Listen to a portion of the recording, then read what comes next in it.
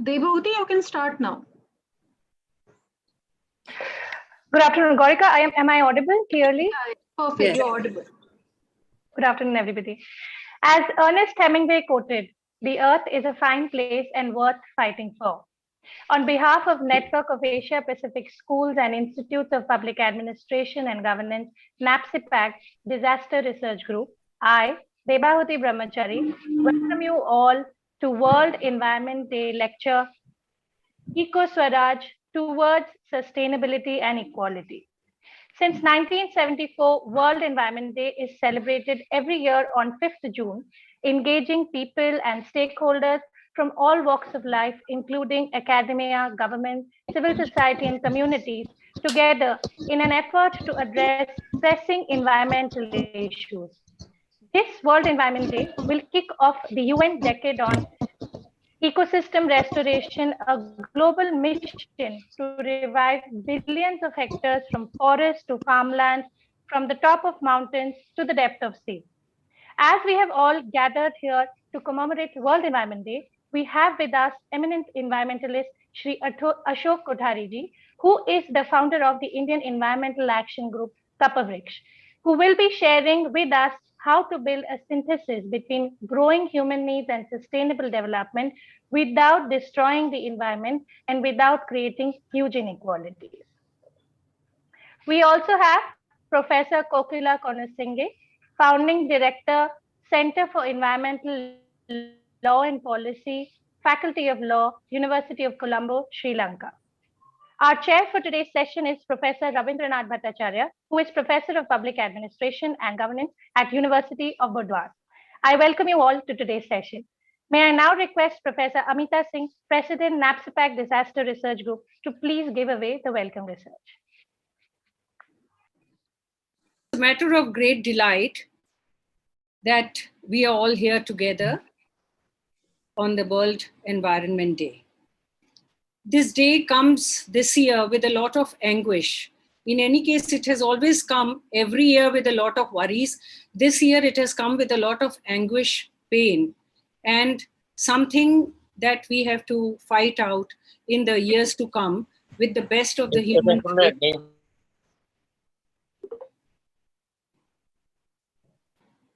Am I audible? Yes. Yes. So, the good thing, the positive side of this day is that we actually get a committed day to discuss environment as such. And we are free to take up any aspect of environment. It's doubly delightful that we got a chance to hear Shri Ashish Kothari ji. Kalpriks is very over the years, at least for the last 25 years plus, Ashish ji have been tirelessly working for environment. He's been with the best teams that have actually worked for social forestry, worked for the grasslands, for the forests, for everything. I have to name it, but the most important thing that he has his foot on, as Mahadevi Verma said, that you can't progress unless you are firmly rooted in your soil.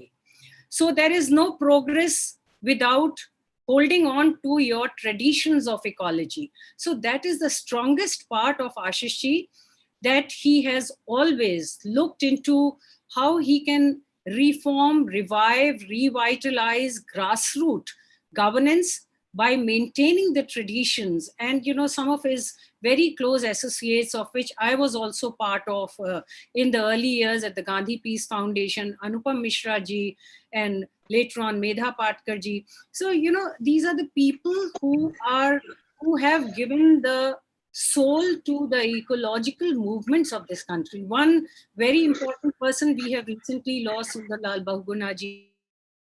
These are the people who've actually been powerful enough to look eye to eye with government and say where they are going wrong. And this is also a genre which is reducing day by day, because the young ones are taking more interest in technology, into, you know, what comes out of nature, of getting most free meals without really contributing with your blood and soul. So this is, I'm looking forward to Ashish Kothari ji's very committed lecture, in the sense that the younger generation will also get a chance to get a direction. And this is not just true for India, this is for the whole of South Asia. All said and done, I don't find any behavioral differences between the citizens of South Asia, I would say, because they may be little nationalities all around, but the bigger thing is that behaviorally they are more or less the same. In interacting with their governments, they are the same.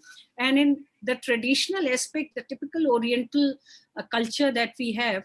And so he's going to appeal a lot to all of you. So welcome, Ashish ji. You've honored us by your presence today, and we are all proud to welcome you. And we also have, let me not forget our close friends, you know, who are going to run the show today. Debahuti and Gaurika, they are going to be here with us. So welcome to both of you also. Well, I'm saying it as, you know, part of, on behalf of the whole of NDRG here. But Rabin Bhattacharya, whom we lovingly call Babu Moshai of Bengal, because he comes from, you know, Bardwan, a place of all the lakes around. At one point, you know, the first time when I landed up at Bardwan, I didn't get a place to walk because there was water everywhere. And these were very organized water bodies, you know. And then he told me the story that the Maharaja of Bardwan actually nurtured them. And now they are getting lost because there's construction going on, all what he's going to express in his talk. So from Bardwan, we particularly invited him to coordinate this and, you know, to be the chair. And thank you very much, Rabinji, for chairing this. And we have Kokila Konasinghe. She's actually the Kokila because in the early days, she would get so immersed into the discussion that she would actually start singing some Bollywood song. So we never forget that artistic linkages of her personality with everything that goes around. And yesterday she was on the Australian television about the sinking ship, oil ship, which is going to destroy a lot of, you know, ocean wealth and create a lot of pollution in the Sri Lankan coast. So she will also have something new to contribute to us. I hope Kokila has joined. Yes, she has joined. Yes, ma'am. All right, so wonderful. So everyone is around besides Akbaruddin. I can see Swarnmai Tripathi ji I've seen from Odisha, where these are all environmentally linked areas, you know, whether from Bangladesh, from Sri Lanka, or even some from Nepal. So I'm looking forward to a great discussion today, and welcome you all for honoring NDRG by being here and contributing through your intellectual worth to the sustenance of such little forums that we are still left with in this country. So thank you very much, and welcome, Ashish ji. All the best to you, and thank you for honoring us. Thank you very much, Professor Singh, for igniting today's discussion on World Environment Day. Before I hand it over to our honorable chair, let me just briefly introduce him. Professor Rabindranath Bhattacharya is an eminent political scientist at the University of Bardwan. His research area focuses on democratic governance with special focus on poverty alleviation and disaster management across countries. Professor Bhattacharya has been awarded the Australian Government Endeavour Postdoctoral Research Fellowship in 2009, and he completed his postdoctoral work from the University of South Australia, Adelaide. He availed the AIC Australian Studies Senior Visiting Fellowship in 2007-8 for visiting 5 universities: Curtin University, University of South Australia, Australian National University, Monash University, and University of New South Wales. He was also appointed as the Australia Awards Ambassador for the year 2014-15 by the Australian High Commissioner to India. He has co-edited 3 books and has authored various book chapters and a number of papers in both national and international journals. I welcome you, Professor Bhattacharya. And may I now request Professor Bhattacharya to please formally introduce our eminent keynote speaker and discussant for today's program. And as we listen to our eminent speakers for today's program, you may write down your questions in the chat box, which we'll be taking up at the end of the program. Over to you, Professor Bhattacharya. Thank you. I hope I'm audible. Isn't it? Yes, you're audible. Yes. Before introducing our eminent speakers, I'll just deliver a few words regarding today's seminar. Honorable Mr. Ashish Kothariji, esteemed discussion Professor Kokila Konasinghe, the spirit and soul of the NAPSIPAC Disaster Research Group, Professor Amita Singh, my esteemed colleagues and friends participating in this World Environment Day program. I feel really privileged to chair this program where Ashish Kothariji is the theme speaker. This webinar is being organized at the confluence of two trajectories. First, it is being organized shortly after the death of one of the 20th century's greatest environmentalists, Sundarlal Bhuvana. On this day, we miss his leadership on environmental issues. Second, it is being organized at a time when officially COVID-19 death has touched nearly 350,000 and nearing 3 crore people have been infected with coronavirus. It is yet to be established whether the pandemic occurred due to some ecological imbalance or from a laboratory experiment that we do not know. But it is sure that if we are not conscious right now and aware of our environmental responsibilities, many such pandemics will occur in the world in the near future. Coming to today's theme, Eco-swaraj, towards sustainability and equality, let me tell you that I searched in the Google as to who did coin the term Eco-swaraj. But every time I searched, various web links led to the materials referring to the name of Ashish Kothari in some way or other. From that, I have come to the conclusion that even if the term Eco-swaraj has been coined by someone else, it is Mr. Ashish Kothari who has developed that idea to its fuller extent. Today, we are eagerly waiting to listen to that. But before that, let me point out a few words on Swaraj and how it is linked to environment. Long back, in fact, in the last century, when I went to do my PhD on Gandhi, Nehru and nation building in India, I found that the concept of Swaraj as developed by Mahatma Gandhi was an emancipatory concept. Pyarelal, in the introduction to Hind Swaraj, commented that for Gandhi, Swaraj was self-rule and self-government at the same time. Self-rule implies not to allow any outside power in the world to exercise control over oneself, and at the same time, not to exercise power over any other. These two things together, that is, no submission and no exploitation, these two things make Swaraj the concept of Gandhiji. Gandhi's approach to economic development was an integral part of this concept of Swaraj.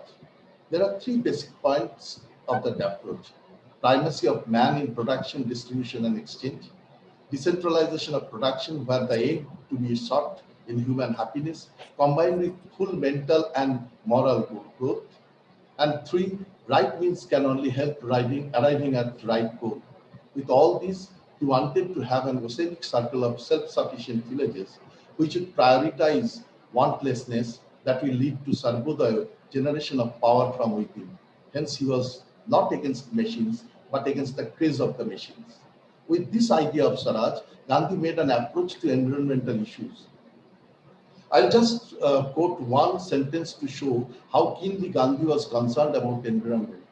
Gandhi, in Indian opinion on 1st February 1930, pointed out about the irony of the situation that one had to pay a price even to get pure air. I quote, he said that in these times, one has to go off to distant places to take air, and this costs money.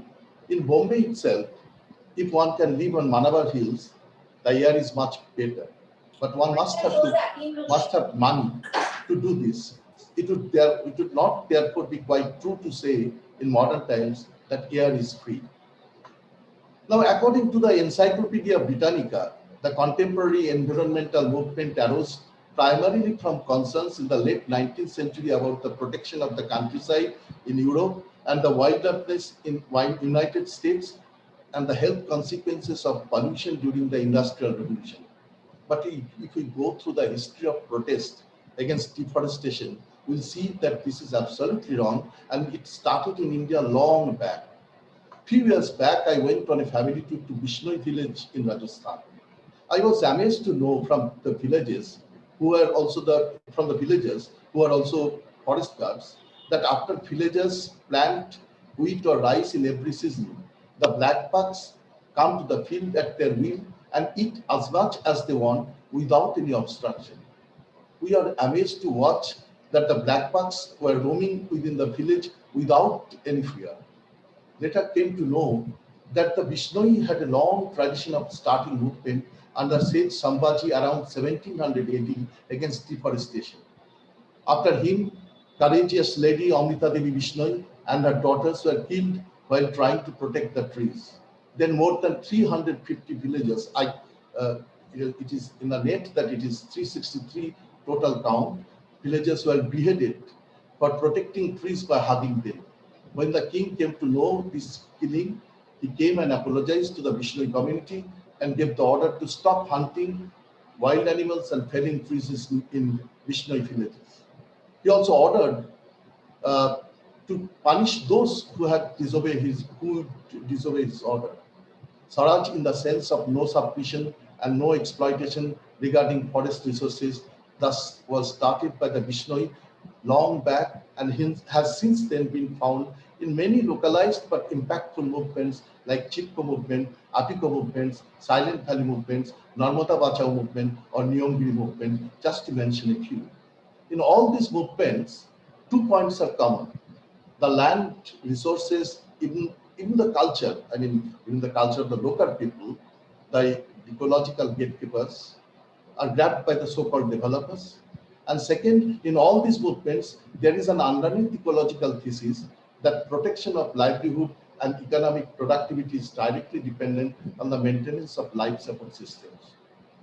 The maintenance of life support systems is now in danger because of the need and greed of modernity. I don't tell that it is only greed, but it's also need of modernity. This life support systems is now in danger, which is putting the whole humanity in peril. How can we get that life support systems back again is the $1,000,000 question on which Kothariji will enlighten us. So I now introduce our eminent speaker, Mr. Ashish Kothariji. Let me just introduce him. Ashish Kothari began working on environment and development issues. He has a checkered career, let me tell you. Development issues in his school days in 1978-79 as one of the founders of Kalp Vriksha, an Indian environmental NGO. He coordinates Kalp Vriksha's program on alternatives. A graduate in sociology, Ashish has taught environment at the Indian Institute of Public Administration in the 1990s, and been guest faculty at several universities, institutes, and colleges. He has been co-chair of the IUCN Intercommission Strategic Direction on Governance, Equity, and Livelihoods in relation to protected areas, till SEPA, 1999 to 2008. And in the same period, a member of the steering committee of the World Commission on Protected Areas, WCPA, and IUCN Commission on Environmental, Economic and Social Policy, CESP. He has served on the board of directors of Greenpeace International and Greenpeace India. He has also been on the steering group of the CBD Alliance and the ICCA Consortium. Ashish has also served on the Indian government's Environmental Appraisal Committee on River Valley projects and expert committees to formulate India's Biological Diversity Act and National Wildlife Action Plan. He coordinated India's National Biodiversity Strategy and Action Plan process and was coordinator of the activist academic co-generation of knowledge on environmental justice. That is the global project. Ashish has been active with a number of people's movements, including Narmada Bachao Andolon and Beach Bachao Andolon, Save the Seeds movement. He helps coordinate the Vikalp Sangam, Alternatives Confluence process in India, and the global tapestry of alternatives globally. He helps also run the website and associated list of Radical Ecological Democracy. He's the author or editor of over 30 books, including Churning the Earth, Making a Global India, Alternative Futures, India Unshackled, and Pluriverse, a post-development dictionary, and has also authored 400 articles. It's a great privilege for NDRG to get such a checkered person in our program. So I now request Sri Ashish Kothariji to deliver us his lecture. Ashish Kothariji, please. Thank you, Rabindranath ji.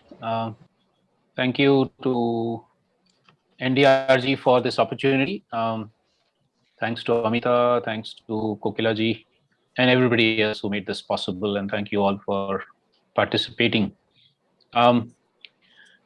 I think since my childhood days, school days, we've been saying, why is only one day World Environment Day? It should be every day. We should not be forgetting the environment the rest of the 364 days of the year, which unfortunately most of us tend to do. But nevertheless, it's a day in which at least we can get together and maybe restart our commitment or reinvigorate our commitment to the environment. So in that sense, it's always good that we're able to celebrate this or mourn it, depending on what mood one is in. Okay, so I'm going to share screen. I will do a presentation for the next maybe about 45 minutes, if that's okay. And then I would be very happy to have an interaction for the remaining time.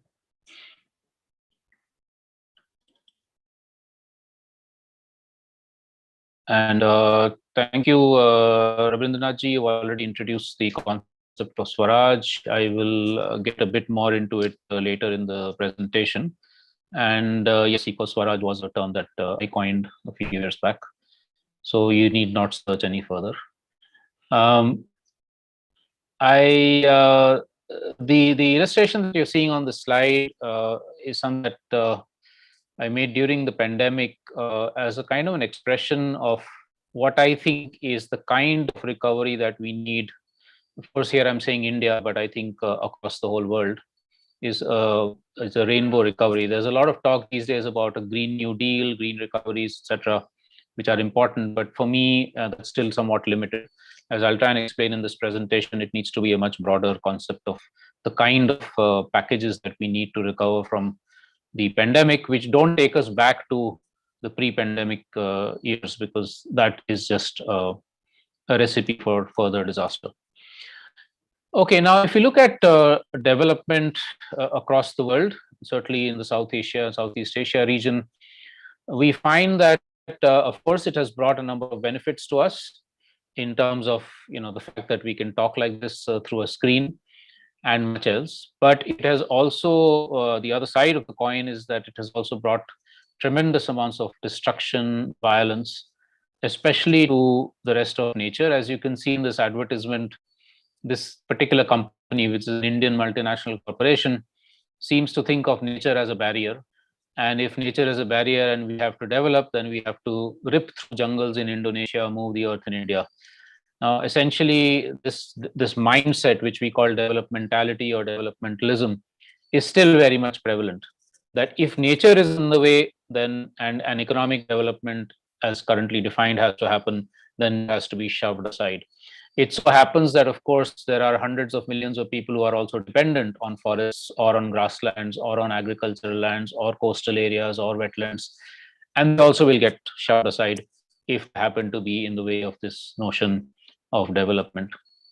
We have seen that globally also, what this has meant is that we have already crossed many of the ecological and biophysical limits that the earth has, which means for instance, right now we are consuming 1.5 times what the earth can provide on an annual regeneration basis. And essentially that means that we're actually stealing from future generations. They can't enjoy the same lifestyle, the same access to nature and natural resources that we have. We've seen this, of course, with the climate crisis. And even in India, there was a study that was done in 2008, which showed that we are already using twice the amount of biological capacity we have in India. And I would imagine that would be true for the entire South Asia, Southeast Asia region in varying facts and figures. Now, one of the things we're always told, I remember when I was in school and college, we were told that, you're protesting about environmental destruction, but all countries go through a phase of ecological destruction in order to remove poverty, to create, to bring in development, to create employment and things like that. Now, I won't go into this detail here, but we have seen, for instance, in India over the last 30 years of mostly fairly rapid economic growth, that employment has hardly grown. Net employment in the formal sector, which is where most of the investments are, has hardly grown. And yet, so where is that economic growth gone? And what we see is that, in fact, a few rich are becoming richer and richer, and the poor are remaining where they are, or in some cases actually getting worse off, especially those who had free access to, say, clean drinking water in their streams, or free access to medicines and some amount of food from the forest. When that forest is destroyed or the river is polluted, then they no longer have that, and they actually become worse off. Worldwide, this is a phenomenon all across the world. In India, we have seen right now the figures are 5% earn as much as the rest of the 95%. Another phenomenon for this, and then I'm going to stop my bad news part and go into what I think is the positive side, is that this notion of development all across the world, because it is so heavily focused on the indicator of GDP growth, everything has to be related to growth, that if anybody comes in the way, anything tries to stop it. Like if I'm a farmer and I don't want to give my land for a mining project, if I'm a forest dweller and I want to protect my forest from a dam or whatever, then I get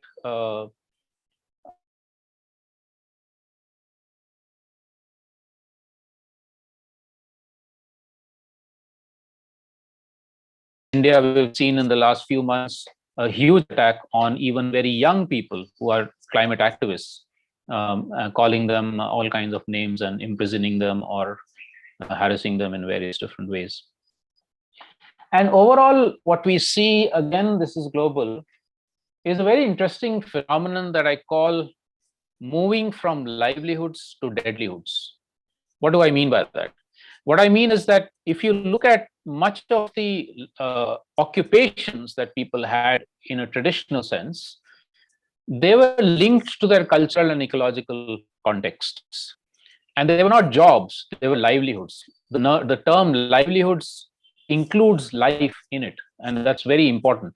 It's not the same thing as jobs. There were many problems with it. I'm not romanticizing and saying everything was perfect. There were many problems. So there was something integrated in that.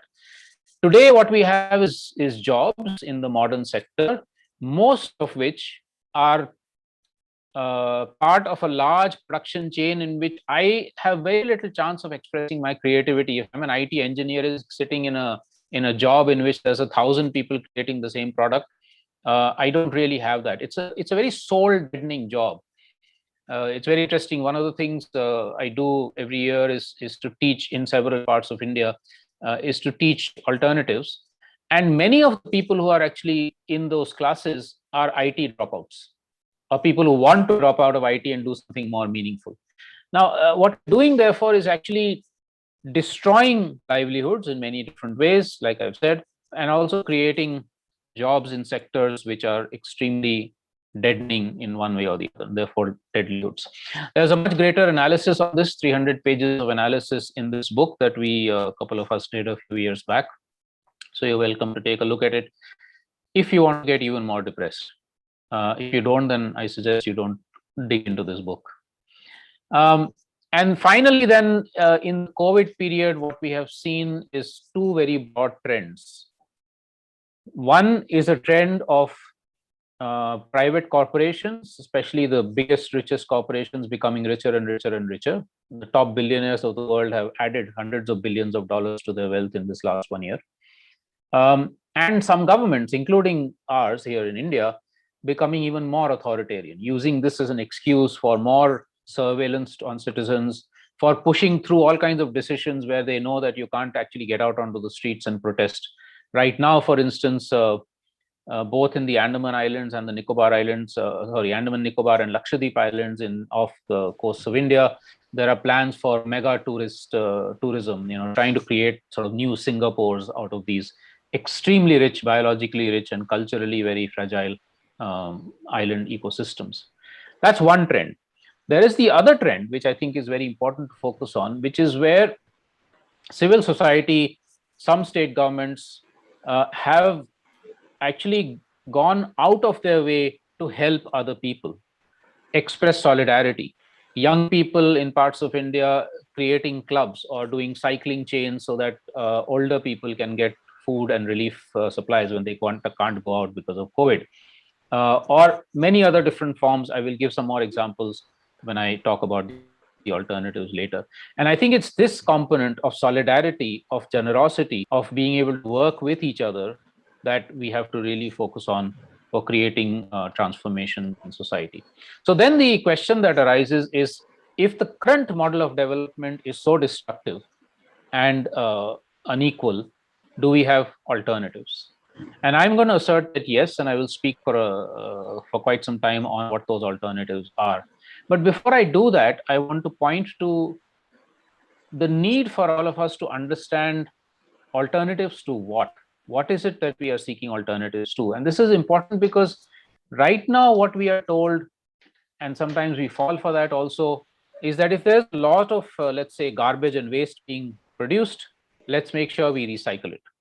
Or if too much carbon dioxide is being emitted in one part of the world, let's make sure that forest is protected somewhere else, and so that it gets captured, and so that net zero carbon, which is this new mantra that has come up, is achieved. So these are, to my mind, very superficial solutions because they don't get into the root of why the problems exist in the first place. Why do we have ecological unsustainability? Why do we have inequality? Why do we have oppression and suffering in the first place? Now, to put it somewhat simplistically, and I know it's simplistic, so we can get into discussion later also about the nuances of this. I think of it in terms of the concentration of power to take decisions that some people have over others. Very old form is patriarchy, where men are still in many situations actually taking decisions where women are not able to be involved. Statism, which means the concentration of power in the hands of the government, nation state. And this is also, of course, we've seen a lot of this in this last 1 year. Capitalism, in which private corporations rule our economic lives. What do we eat? What do we consume? What do we wear? Who decides, what comes into the market? All of that is increasingly in the hands of private corporations and some of the biggest in the world. We have casteism, racism. There are so many different forms of inequality and structural oppression and unsustainability that lie at the root of the problems. And linked to all of this also is anthropocentrism, which is the belief that human beings are at the center of the universe, or that we are at the pinnacle of evolution rather than just one out of millions of species. And so we can do whatever we want with the earth. So if we want to think about alternatives, to my mind, we have to tackle these fundamental structures and relations of unsustainability and oppression. And why it's important is because otherwise we get left with those superficial solutions, like, as I said, recycling and so on, or carbon trading, or geoengineering. And to my mind, actually, even sustainable development. And maybe later on in the discussion, I can try and express why I think even sustainable development in the UN's Sustainable Development Goals framework is still a very superficial solution. In India, we have seen in the last 1 year the expression of what is being called Atmanirbhar Bharat, or self-reliant India. Suddenly one day our Prime Minister woke up and said, oh, the COVID pandemic has taught me that the need for self-reliance in villages, in districts, in states, and the country. But if you look at the budgets, the packages that are being passed in the name of self-reliance, it is more coal mining. It is inviting the biggest corporations of the world to set up, factories and industries and operations here, and things like that. There's actually very little about self-reliance of the community level in this. Now, what do I mean by that? And that's where I get into looking at what are the real alternatives. Firstly, I think it's important to recognize that resistance movements are also part of the alternatives. Because firstly, they help to slow down the bulldozer of development. But secondly, also they help us to understand that there are many different ways of looking at the world and at nature. This picture is from about 30 years back. It was a demonstration by indigenous peoples of central India, Adivasis, against two mega hydroelectricity projects that would have displaced 300 villages and destroyed all the forests that you can see in the background. And when they protested, they were saying not just that we don't want to be displaced and we don't want our forests to be destroyed, but that when you look at the river, they were telling the government, when you look at the river, you think of it as electricity and megawatts. For us, the river is our mother. It is what gave birth to us. And we will not allow our mother to be shackled by our dams. So you can see civilizationally two very different points of view that come across. And in many resistance movements, or what Mahatma Gandhi called satyagraha, that is speaking truth to power or insisting on truth, we will see similar notions of different worldviews. You know, whether it's the farmers movement in India right now, the anti-racism movements in US, the movements for a new constitution in Chile, the youth movements for climate justice, and many, many more. The movements for peace in Burma, Myanmar, etc. They're all in some way or the other, and mostly non-violently, expressing the need for fundamentally challenging the current structures and moving to something different. Now, what is that something different is what I'll turn to now. With a example from Kashmir. As we know, Kashmir is one of the conflict hotspots of South Asia. It has been for 40, 50 years now. So this particular story is an interesting one. This is from one part of Kashmir, not so far from Srinagar, where for about 60 years, there was an army firing range that was using this incredibly beautiful landscape as a target practice. So they would, bomb it and so on. And in the 60 years, several dozen people got killed. Many hundreds of sheep and other livestock were killed. Until the villagers one day said, 64, 65 panchayats actually said, we don't want this anymore. We've had enough of it. Please stop this firing range. And they had a 1 year long non-violent movement to stop the further extension of the firing range. They were successful in stopping it. And now they have, over the last few years, been trying to move into looking at how do we create sustainable employment, especially for the young people in these villages, so that they don't have to move to Srinagar or further away in India or elsewhere for jobs. Unfortunately, with the 2019 action by the central government to do away with Article 370, which gave Kashmir a relatively independent status, this attempt by them has kind of slowed down. But they're trying to create alternative constructive means by which people are able to meet their needs. And that's what I want to give you a few more examples of in the next few minutes. In the last few years, we have been documenting many, many such stories of constructive alternatives in India. I will show you later a website in which there are more than 1,500 stories of this kind from across India, of different kinds, basic needs like food, water, and energy, and habitation, and so on. But also things like gender justice, local governance, health, education. And you can find similar stories in many parts of the world, including in many other parts of South Asia and Southeast Asia. And I will give some examples of that.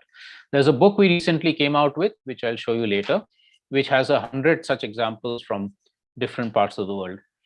And by the way, as a pause, if any of you feel that this map is upside down, at least when I show it to a lot of young people, they feel, oh, sorry, why is this upside down?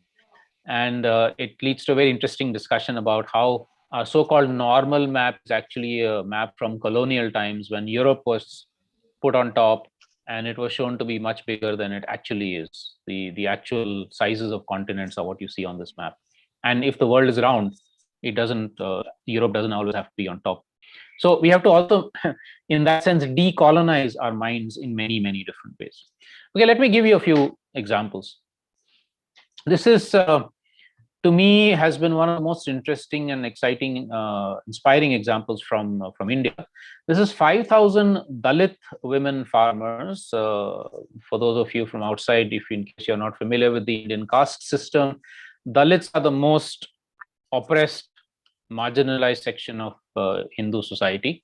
And as women in patriarchy, also they're marginalized. 30 years back, they would face a situation of hunger, malnutrition, lack of access to education, health, etc. They started mobilizing themselves, gathering themselves into village women's committees or sanghas, and then a federation called the Deccan Development Society. They brought all the traditional varieties of crops into farming. They switched completely to organic. They collectivized a lot of their operations. They shared knowledge, they shared seeds. And through a gradual process, they moved to not just having full food security for all their households, but also what they call food sovereignty, Eco-swaraj, which means our control over seeds, land, water, and knowledge, everything to do with the production of food, so that we are not dependent on the government or on corporations anymore. They've done many, many other things. And one of the most interesting things also was that in the COVID period, the same women who were themselves hungry 25, 30 years back were now feeding those frontline health workers, municipality workers, police workers with food from their lands because they had surplus that they could actually put into relief measures. Over to Bangladesh, a similar movement with several tens of thousands of farmers involved called Naya Krishi, which has also brought back a lot of the traditional varieties, also traditional ways of farming, but also brought some new modern concepts into it to move completely to organic, biologically diverse, locally self-sufficient food production. We can move to a completely different part of the world now. This is over in Peru. And this is part of an indigenous people's landscape, the Quechua indigenous people, who govern that entire landscape. This is incidentally one of the areas where the potato originated. I mean, we all eat lots of potatoes, often not realizing that they came from this part of South America. And they conserve and grow more than 1,300 varieties of potato. And they sustain their own traditional knowledge and their own traditional systems, but they also bring in whatever they feel is important or relevant from modern system. And like the Dalit farmers, this community also provided food relief to the nearby Cusco town, to orphanage, to shelter for widows and those who didn't have enough food. We got a presentation just yesterday from activists in Chile who told us about how in the last year, 2 years, lots and lots of local initiatives like food cooperatives, consumer producer exchanges, and things like that have come up in order to cope with the COVID crisis and to then sustain much more local self-sufficiency over a longer term period. We move to the Indian Himalaya, where this women's group has, they started with mobilizing against domestic violence against girls and young women in families, and then also realized that if the women don't have economic independence, they will continue to be subject to domination by men in their families. So they moved to reviving a lot of the traditional crafts, making products out of wool, but also entered a new arena, which was ecotourism, where many of the women set up homestays and welcoming outsiders, and then feeding them with their own food, telling them about their own local culture, helping them to move around in the local forests and understand the forest and do bird watching, nature watching, and so on, and through that earn a livelihood in a dignified manner. We moved to Western India, Kutch, where in the last 15 years, handloom weaving has revived because of the innovations through a local agency with a local organic cotton, which has become quite a popular product. And because of that, young men who had moved off into working in industries, they actually have come back to, many of them have come back to working on the handloom. And young women who were earlier never sitting on the handloom because of traditional restrictions, they now do that. And when I asked one of the young men, Prakash, why he doesn't go off into working on computers or something like that, He said, my handloom is my computer. And in order for me to make a product that you will want to buy, I have to put my hands, my head, and my heart, my love into it. And, how much more creative can one be? In the same region in Kutch, in Western India, this village, when COVID news first came, even before the Prime Minister in India announced the lockdown in March last year, this village already moved to, they had a community health system, they set up a disaster management committee, they moved into very rapidly creating awareness about COVID, introducing all the safety measures, making masks in bulk, but insisting that economic activities in the village will not stop, because they realize that if you're not affected by health, you could be affected if your job is lost. And so they insisted on continuing this. I just spoke to Suresh Changa, who is the Sarpanch, the village chief, who you see in this picture on the bottom right-hand side, just yesterday. And he told me that even in the second wave in which India has been devastated, this village has done very well. Very few cases, no deaths, and economic activities have continued because the community has been able to mobilize itself so well. Moving further north into Europe and looking at some of the alternatives there, these are 3 or 4 examples of what is called the alternative or the solidarity economy. I won't go into detail, we don't have the time. But for instance, the one on the bottom right-hand side is a factory that is run by factory workers. They have a big slogan on their factory which says, "We have no boss." There is no capitalist owner. It's run democratically by all the workers. And in a revolutionary move, every worker is paid exactly the same wage for 1 hour of work, whatever the work that they're doing. The one on the top right-hand side is a school that is run, very high quality school teaching, but on very low fees. And the reason they can do that is because the entire community provides support in terms of some free teaching, some free administration, materials, because of which they themselves benefit because their kids are able to go to a high quality school with very little fees. And it's part of a system called time banking, where I was to say, put in 5 hours of free, yoga teaching to anybody in the community who wants it. You could put in, say, 5 hours of free electricals work. Somebody else can say, I can teach physics, etc., and not charge money for it. And as a community, the whole community benefits with much less need for money. The one on the bottom left-hand side is an alternative economic system called local currencies, where in Luxembourg, 5 communities have decided that at least for a lot of the local exchanges, they will not use the euro. They will use their own currency that they produce called the Beki. And so it localizes, it stimulates the local economy and makes them at least slightly independent of the euro. We know another, of course, very large exercise in Kerala of this kind of solidarity economy, creating dignified livelihoods for women in their own villages so they don't have to migrate out into cities for jobs. And in the COVID period, this network of Kudumbashri groups, I think something like 5 million women in Kerala, were amongst the most active in dealing with COVID and helping the village to deal with COVID in many different ways. In the last few months, we've put together about 60, 70 stories from different parts of India.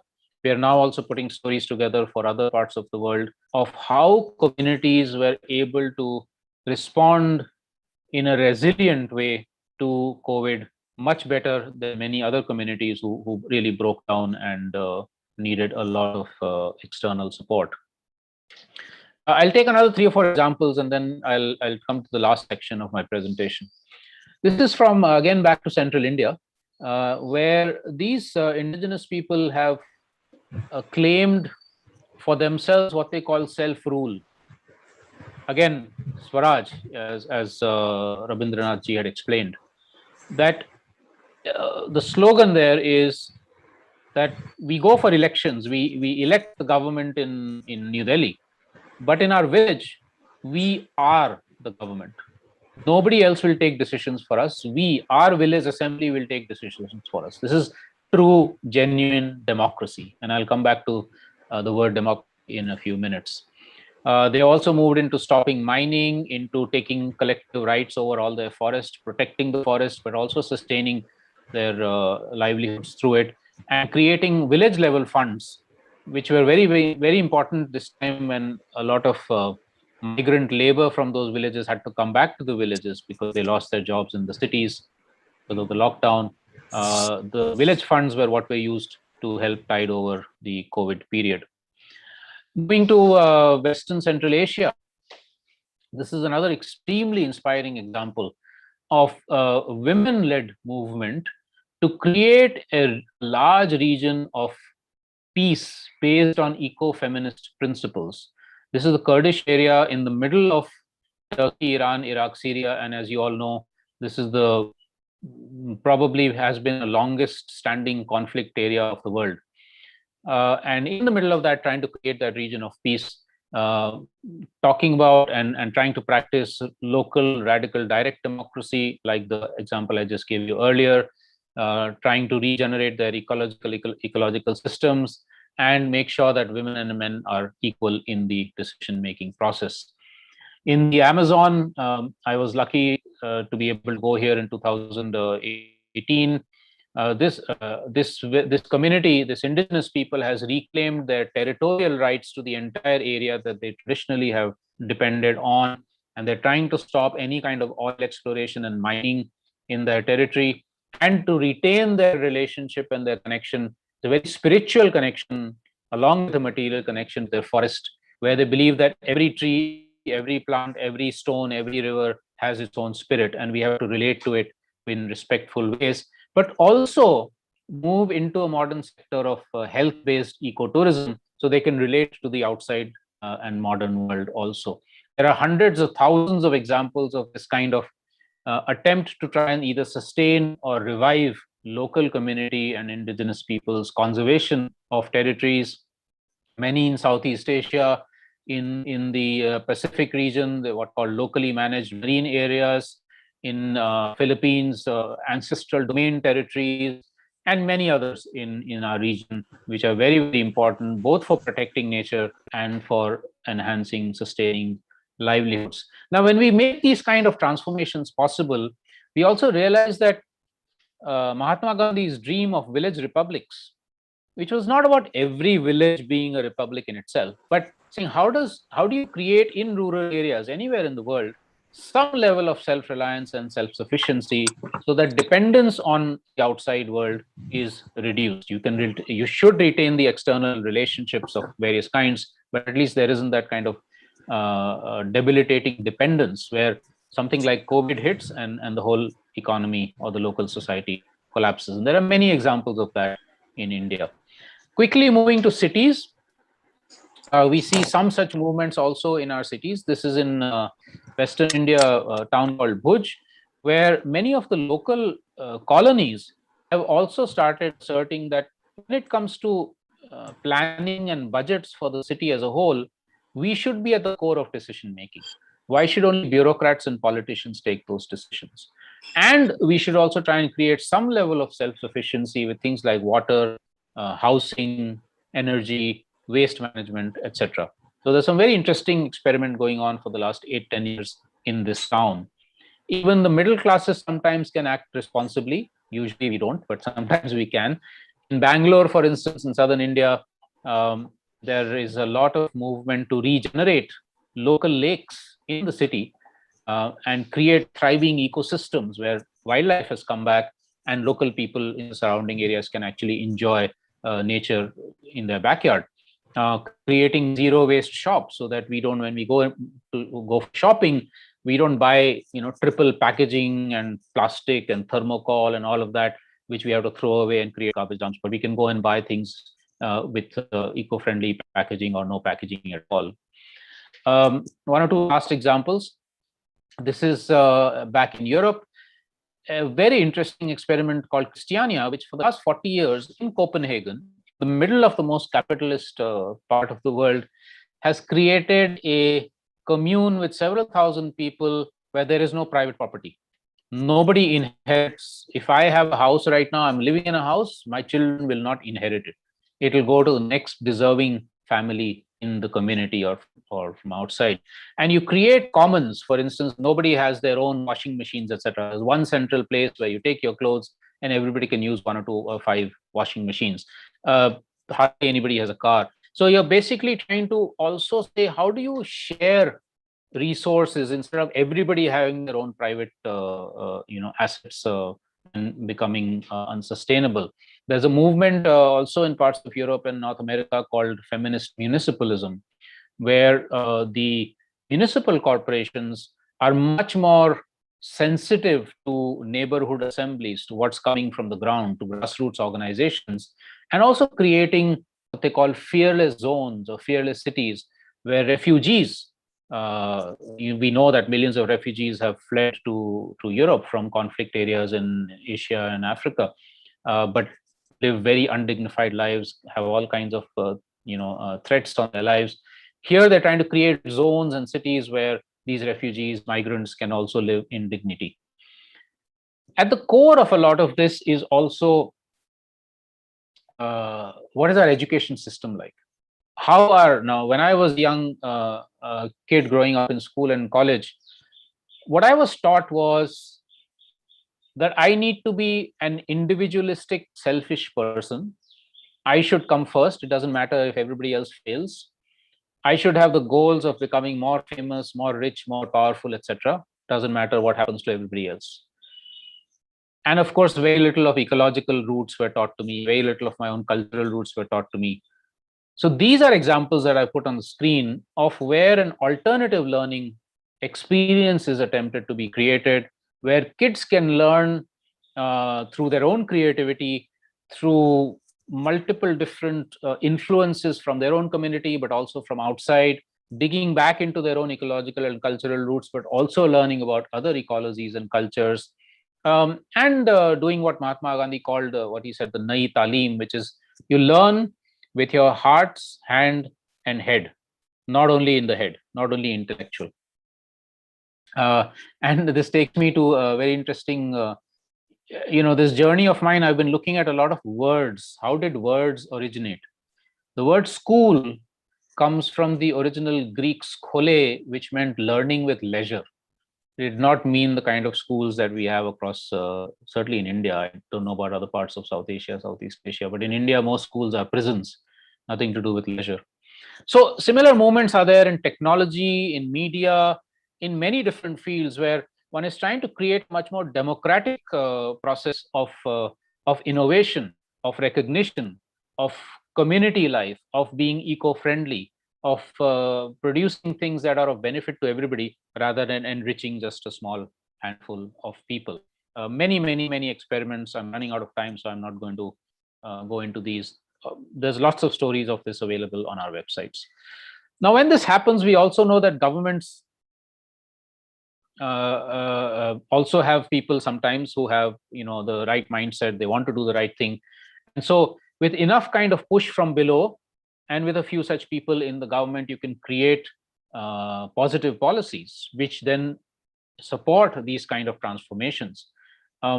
Basic, human rights frameworks, the rights to information, territorial rights, the recognition of community initiatives and conservation, programs for supporting organic farming, renewable energy, public transportation, many across our region of this kind. Clearly nowhere near enough. We need much more, but this is certainly also possible. So let me move to my last 5 minutes.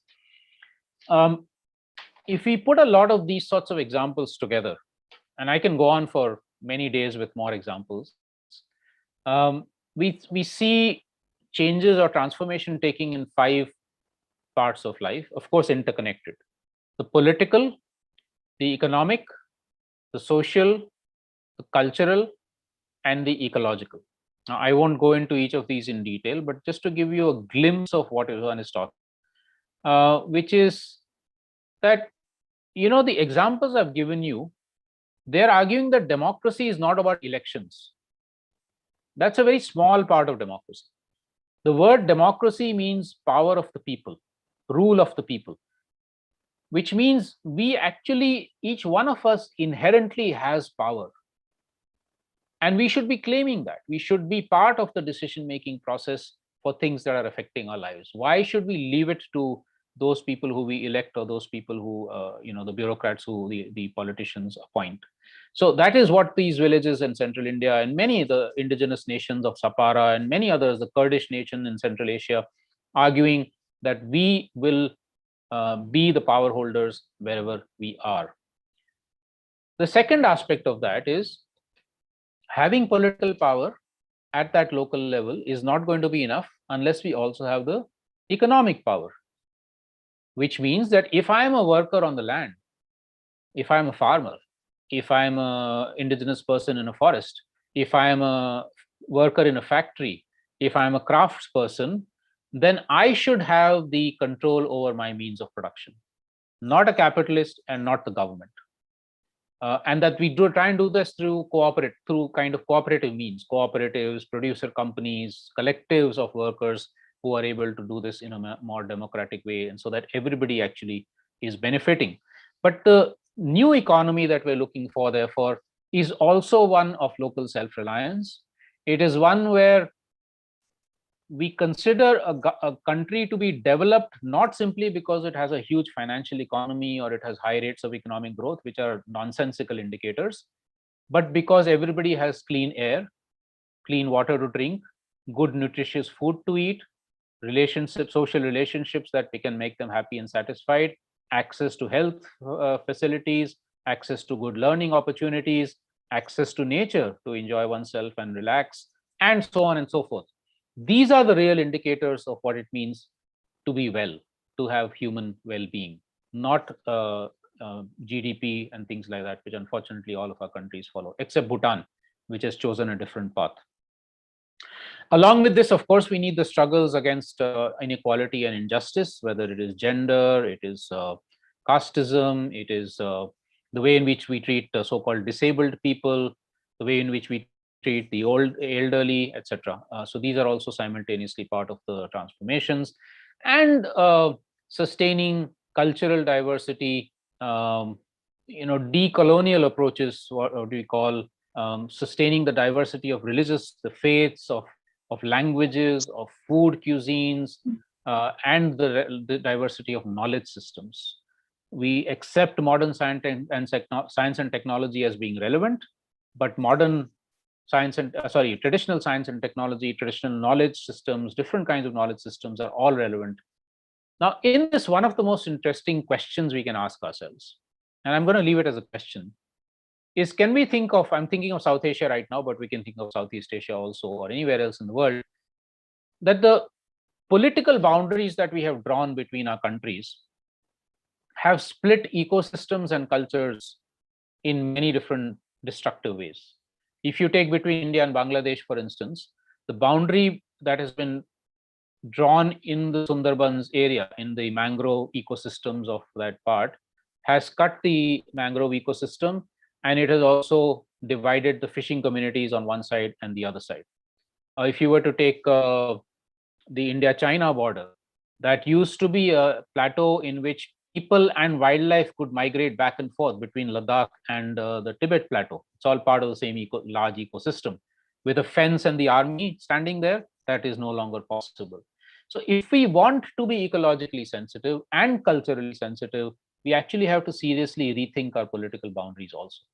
Now, I could get into trouble and be called anti-national and seditionist for saying this, but I really think that if we are serious about this and about the biodiversity there and about the communities and about creating peace in this entire region, then we have to rethink the boundaries. I'm going to skip this now. This last couple of slides. Also, absolutely important in all of this is to rethink our relationship with the rest of nature. One of the problems in the last 300-400 years is that the Western modernization has told us we are separate from nature. We are above, we are at the pinnacle of evolution, the left-hand side image that you see there, that as human beings, we are the Lord and Master of the earth. But for thousands of years, indigenous peoples and local communities have told us, no, we are one out of many, many, many species. And if that is the case, we have to be humble towards the rest of nature. We have to accept that the rest of nature also has a right to exist, not just human beings. And then we will behave very differently with our environment. So how do we bring that back into our lives is a big question. So one of the movements in India that we have started, the term Eco-swaraj, one of the reasons we started this, or another colleague calls it Prakritik Swaraj, or natural or radical ecological democracy, is very simple. And the term radical is meant as going to the roots. It doesn't mean being extremist and killing each other. Is that wherever we are part of decision making, but we are also responsible to other human beings and to the rest of nature. And that really is the meaning of Eco-swaraj. My autonomy, my freedom, my community's autonomy and freedom, but in responsibility to your autonomy and your freedom. And that's a very different concept than, say, the American way of looking at freedom, where I can, bomb Iraq if it's not giving me petrol at the right price. There are similar notions or worldviews in so many parts of the world. And this book, which I'll mention right at the end, has 100 examples of these ancient notions from indigenous peoples in South America, Africa, in Asia, or even parts of Europe, or new ones that are emerging from within the industrialized West, such as degrowth, eco-socialism, and ecofeminism, etc. And what is common to all of these transformations is a set of ethics and principles. If I was to show just one slide, this would be the one. Because I can't replicate what the Dalit women farmers are doing in Telangana or what the Sapara nation is doing in Ecuador. But I can learn the principles, I can learn the lessons, I can learn the processes, and then come and apply it in my own area, modify it, adapt it, and apply it. And that's why these set of principles is very important. We don't have the time to go into each of these, but let me just point a couple of them. The fourth bullet point that you see there is the principle that we are going to get out of our crises not by being selfish and individualistic, which is what the capitalist system wants us to be, because then we are all consumers of their products, but by being oriented towards the collective, cooperation, the commons, solidarity. Or if you take the third last bullet point there, it is about the more we act in violence against the rest of nature and each other, the more violence is going to come on us also. So we have to also move towards actions of non-violence, of peace and harmony.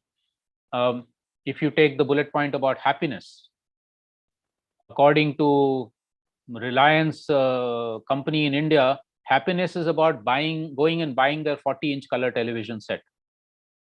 But is that really happiness? Or is it that I have good social relationships, I have good food to eat, I have clean air to drink, and I have nature around me to enjoy? And yes, maybe I will also have a device, but that is not the ultimate source of happiness. So we have to really transform and rethink. And that's why I call this a rainbow recovery.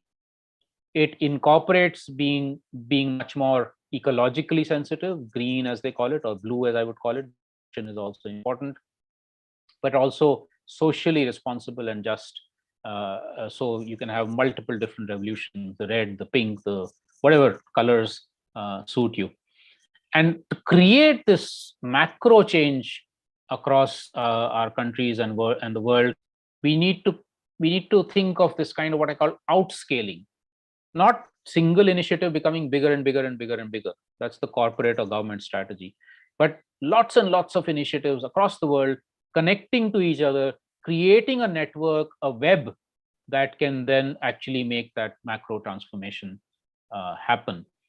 So an attempt that we try and do in India is to create this kind of a web is called Vikalp Sangam, or Alternatives Confluence. We are actually now extending this to South Asia.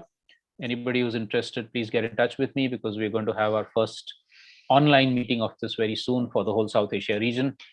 And the idea is to collaborate with each other, learn much more from each other, do collective visioning of what a better society could look like, and also create the macro advocacy for policy shifts. Meet regularly until the pandemic hit, of course, in different parts of the country on different themes. And this is the website we run, which has hundreds and hundreds of examples of this kind of transformation. Just a few months back, we also started this website called Vikalp Sutra, which is also for creating both immediate relief networking across the country in India, but also long-term livelihoods for those badly affected by COVID. There's a similar Southeast Asia network, which we have recently been in touch with and have done some collaborative programs with, which is trying to see how you can create networking for these sorts of transformations across the Southeast Asia region. And finally, at a global level, this is something we launched a year back to see how the different movements in different parts of the world can also speak to each other, can also collaborate, can also build a more critical mass for the global transformations that we also need. So with that, I just leave it with these images. These are books that are all available online, either for sale or you can download them free of cost. I'll put the links in the chat when I finish. And that's my email ID for anybody who wants to get in touch subsequently. With that, Rabindranathji, I will stop my presentation and would be very happy for interaction with all the participants. Thank you. An excellent lecture from the presentation from Ashish Kothari-ji. Thank you. We now understand how the concentration of power basically comes from our thinking structure or construction of pyramidal thinking. I mean, keeping ourselves at the top, and we just forget to keep ourselves in the circular process of humanity, whole human universe. So we'll discuss that. Thank you very much, Mr. Ashish Kothari-ji. It's a fantastic presentation. Really, I hope all of us present here are really enlightened by your lecture, and we will discuss it. There are many questions I have already seen, but before that, we have one discussion on this topic. Dr. Kokila Konasinghe. And let me introduce Dr. Kokila Konasinghe. She is a senior lecturer at the Department of Public and International Law at the Faculty of Law, University of Colombo, Sri Lanka, where she currently teaches human rights, law, and environmental law at the undergraduate and postgraduate levels. Dr. Konasinghe is the founding director of Center for Environmental Law and Policy, CELP, at University of Colombo. She is currently involved in two SAARC regional level projects representing Sri Lanka. First, she holds the position of the co-advisor for all 7 countries under the United Nations Millennium Fellowship Program in collaboration with the Kathmandu Law School and responsible for producing the South Asian Report on Climate Change and Sustainable Development Goals.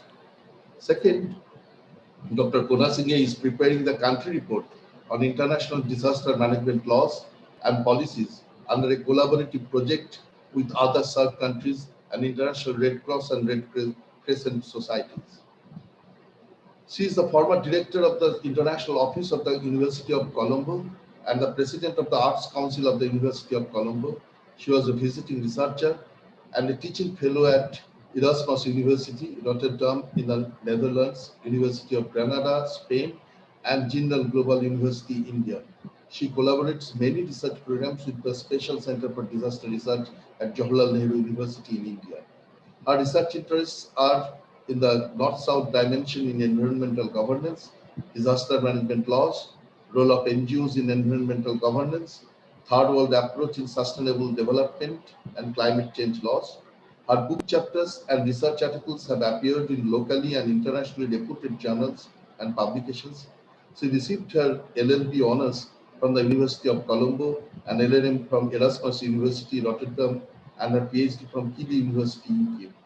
She is an attorney at law of the Supreme Court of Sri Lanka and a Staff and Educational Development Association of the United Kingdom accredited teacher in higher education.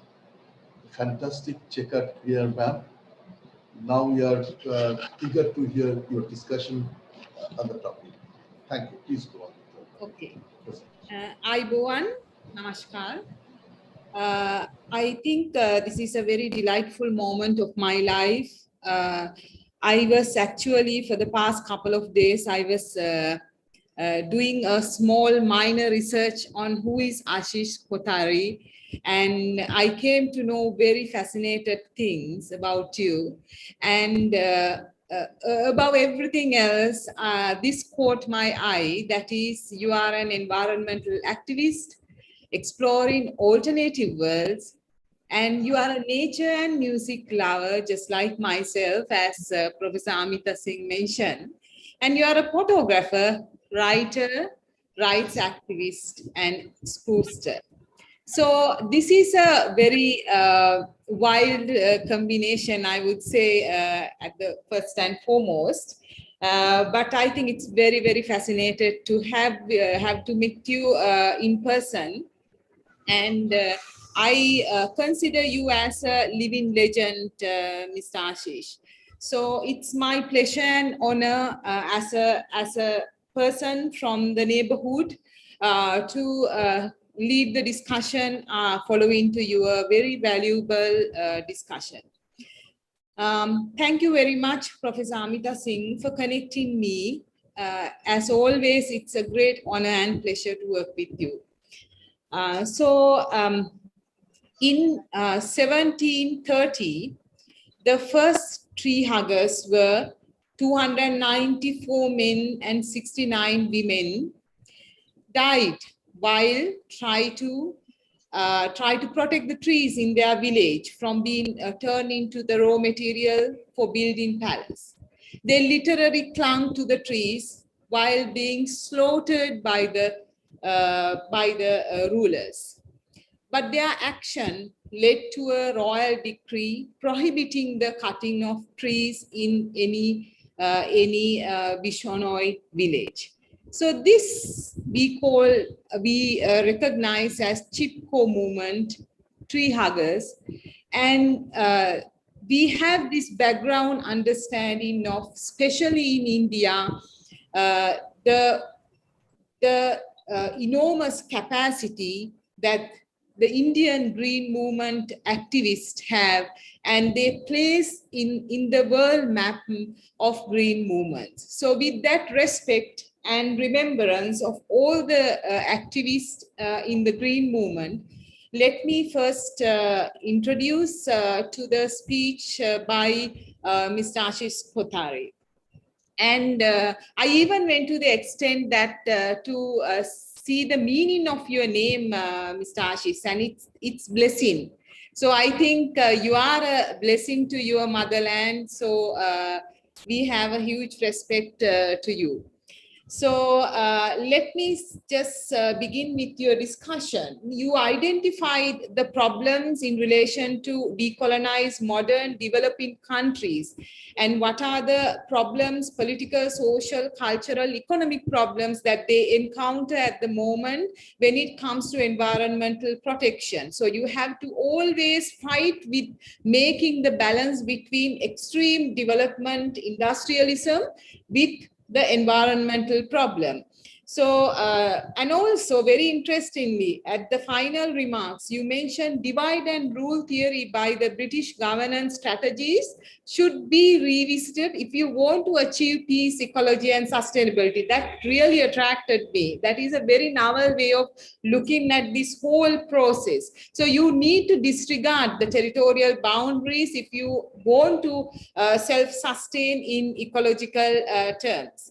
And also, it is very fascinated the way you interpret all of these ideas. You reorientated the concept behind Principle 21 of the Stockholm Declaration into self-reliance and being socially responsible for your action. That is very fascinating, and that is very original, I should say. The Principle 21 of the Stockholm Declaration says states have the sovereign right to exploit their own resources pursuant to their own environmental policies, and the responsibility to ensure their activity within their jurisdiction or control do not cause damages to the environment of other states or other areas beyond their limits of national jurisdiction. So you reoriginated this Principle 21 concept into the self-sustainability and self-reliance concept. So each person has the right to exploit their own natural resources, but with the sense of responsibility to ensure not to cause damages to the environment of others. And also, you started off with this concept of developmentality, and also you discuss about many global phenomena, such as you mentioned that you stress that development indexes are heavily dependent on industrial yardsticks. That is the mostly Western focused development concepts. So the traditional occupation was linked with nature and environment. That is very, very interesting.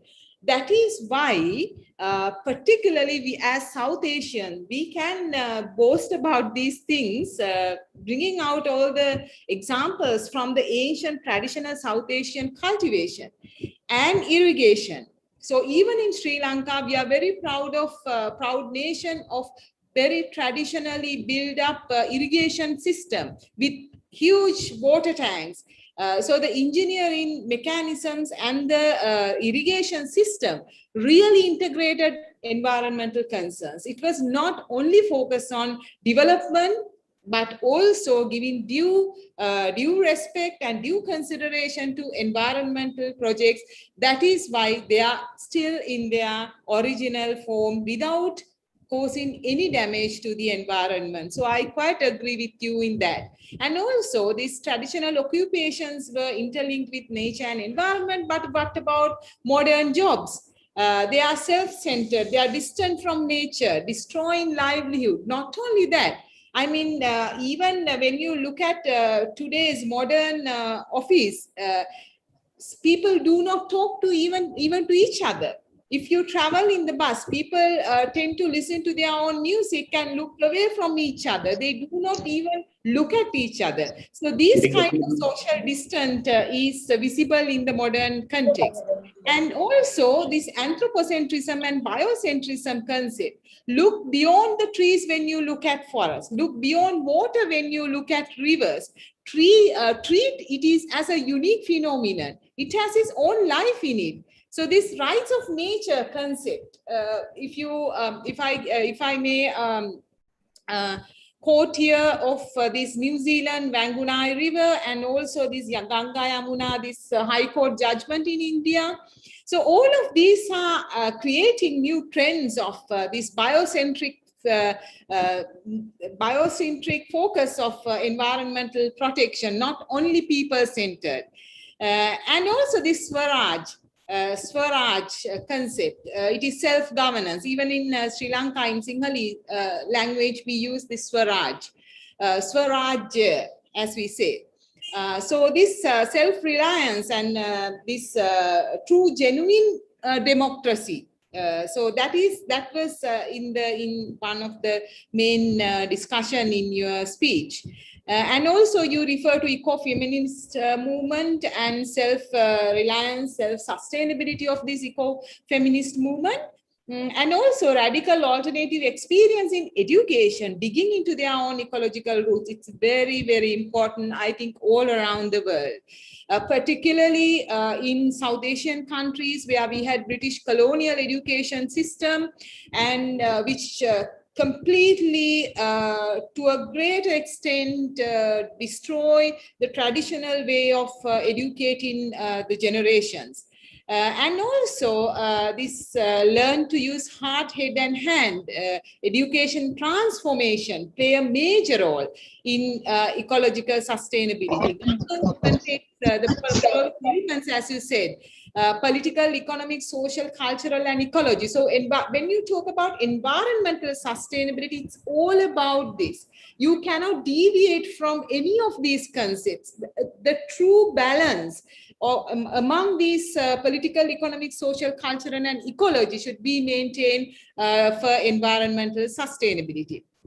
Finally, Mr. Ashish, I would like to ask you, I would like to raise few points for the audience to follow up or for you to reflect upon. That is, what are your ideas on application of modern technology in green movements? under the existing COVID-19 context, we are forced to search new avenues using social media and online platforms. We can't go and hold hand in hand. We can't get closer less than 1 meter. We can't go and hug trees as a bunch of group of people. So we are restricted today. So I would like to know your ideas on this. And I would like you to enlighten on us and guide us the usage of online platforms, as I believe should keep its root in your own culture and tradition as well. So because I believe that that's where you find your originality. Like Prakash, in your speech, you mentioned that handloom is my computer.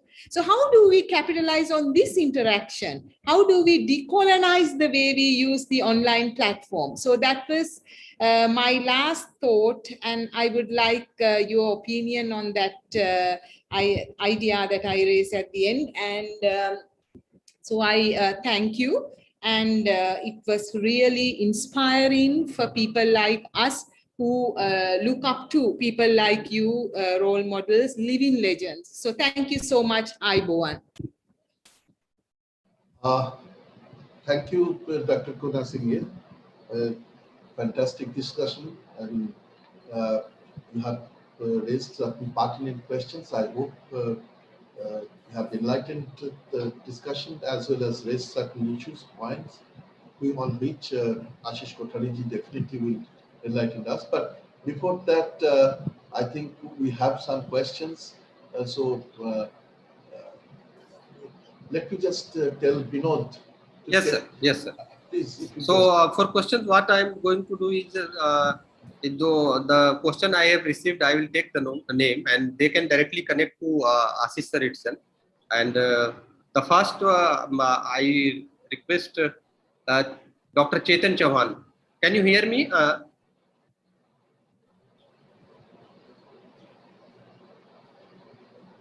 Dr. Chetan Chauhan, can you hear me? Okay. I guess he's on the platform, but he is not able to listen. The next one is Himanshu Shekhar Sharma. Sir, can you hear me? So the next one is Dr. Vinay Sharma. Sir, can you hear me? Yeah, I can hear you. Yes, yes, yes. Can you put your question directly to the Ashish sir itself? Yeah, sure. I would love to. Yes. Yeah. First of all, namaskar. Thank you so much for enlightening us. It's great listening to you.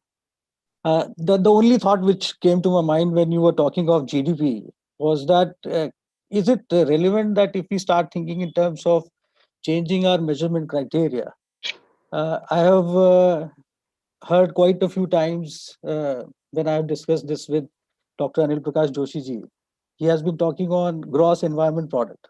So, and then he has been actually taking it further. So I have seen those meetings wherein this has been discussed meticulously how to bring it forward. So is it the right time that we should start thinking in those terms wherein measurement criteria should be adopted in a different way? Thank you, sir. Thank you, Vinayji. So yes, absolutely. I think it's not just the right time. I think we're very late. We should have done this a long time ago. Maybe just a quick a minute on why GDP is not an appropriate indicator. I think that it's a complex issue, but just to try and explain it very quickly. There was an economist called Peugeot who once said, if I marry my cook, the GDP goes down. Now, if you leave aside the sexist component of this, because it's assumed that the cook is a woman, etc., but it means that the cook was being paid by the economist, so therefore was contributing to GDP. And as the marriage takes place, she is not going to be paid anymore. She's going to be doing unpaid labor, as most women do in our houses, and so the GDP goes down.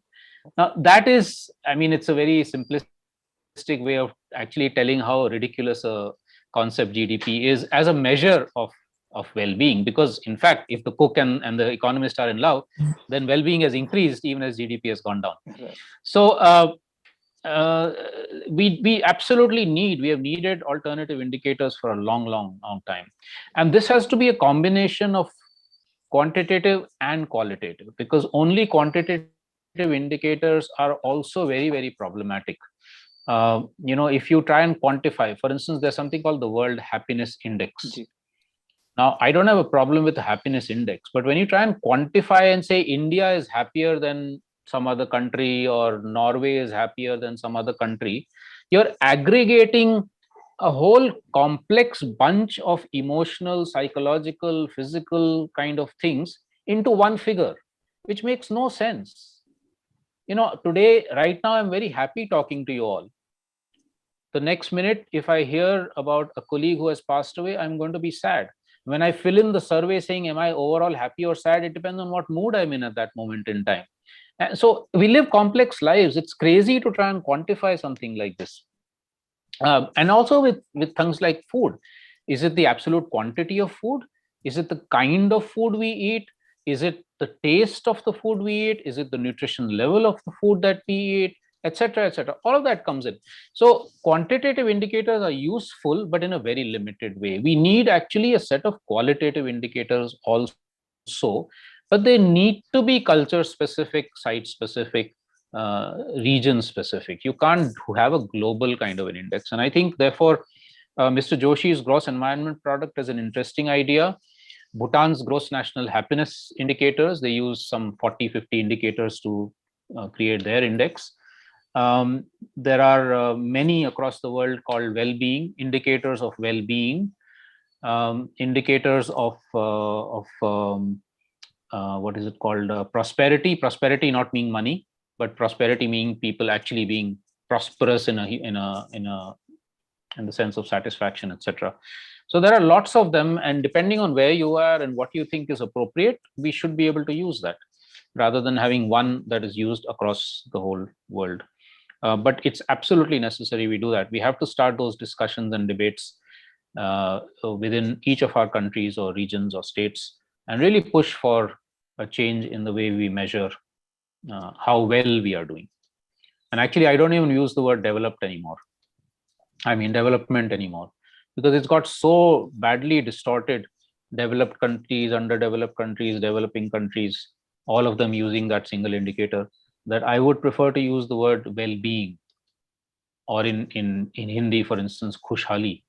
And I'm sure each of our cultures has different words for it. In Bangladesh, the Naya Krishi Andolan says shahaj. Some of you, I think Rabindranath ji, you would understand that better than I do. Shahaj is not just being easy, but to live in harmony with the earth. So, different cultures use different things, which is what I think we should bring into our discussions and then into our policy forums. Thank you so much. Thank you, Vinay. I hope that partly answers your question. Yes, absolutely. Thank you. Thank you, sir. The next in line is Mr. Sonak Gokhale. Can you hear me? Yes, sir, I can. Yes. Good evening, sir. Good evening, sir. So my question is how can we balance between development and environment? Like I stay in a city like Mumbai where we are badly in need of a public transport and connectivity like metros, and we had an issue of RA also at that point of time. So can there not be a balance between development and environment? Because when it rains in Mumbai, railway stops, everything goes to the traffic starts, and then air pollution also takes place. Second question, sir, we always talk about planting trees as one of the solution to the environmental issues. But are there any other things that we should make changes in our lifestyle that will also help to maintain environmental sustainability?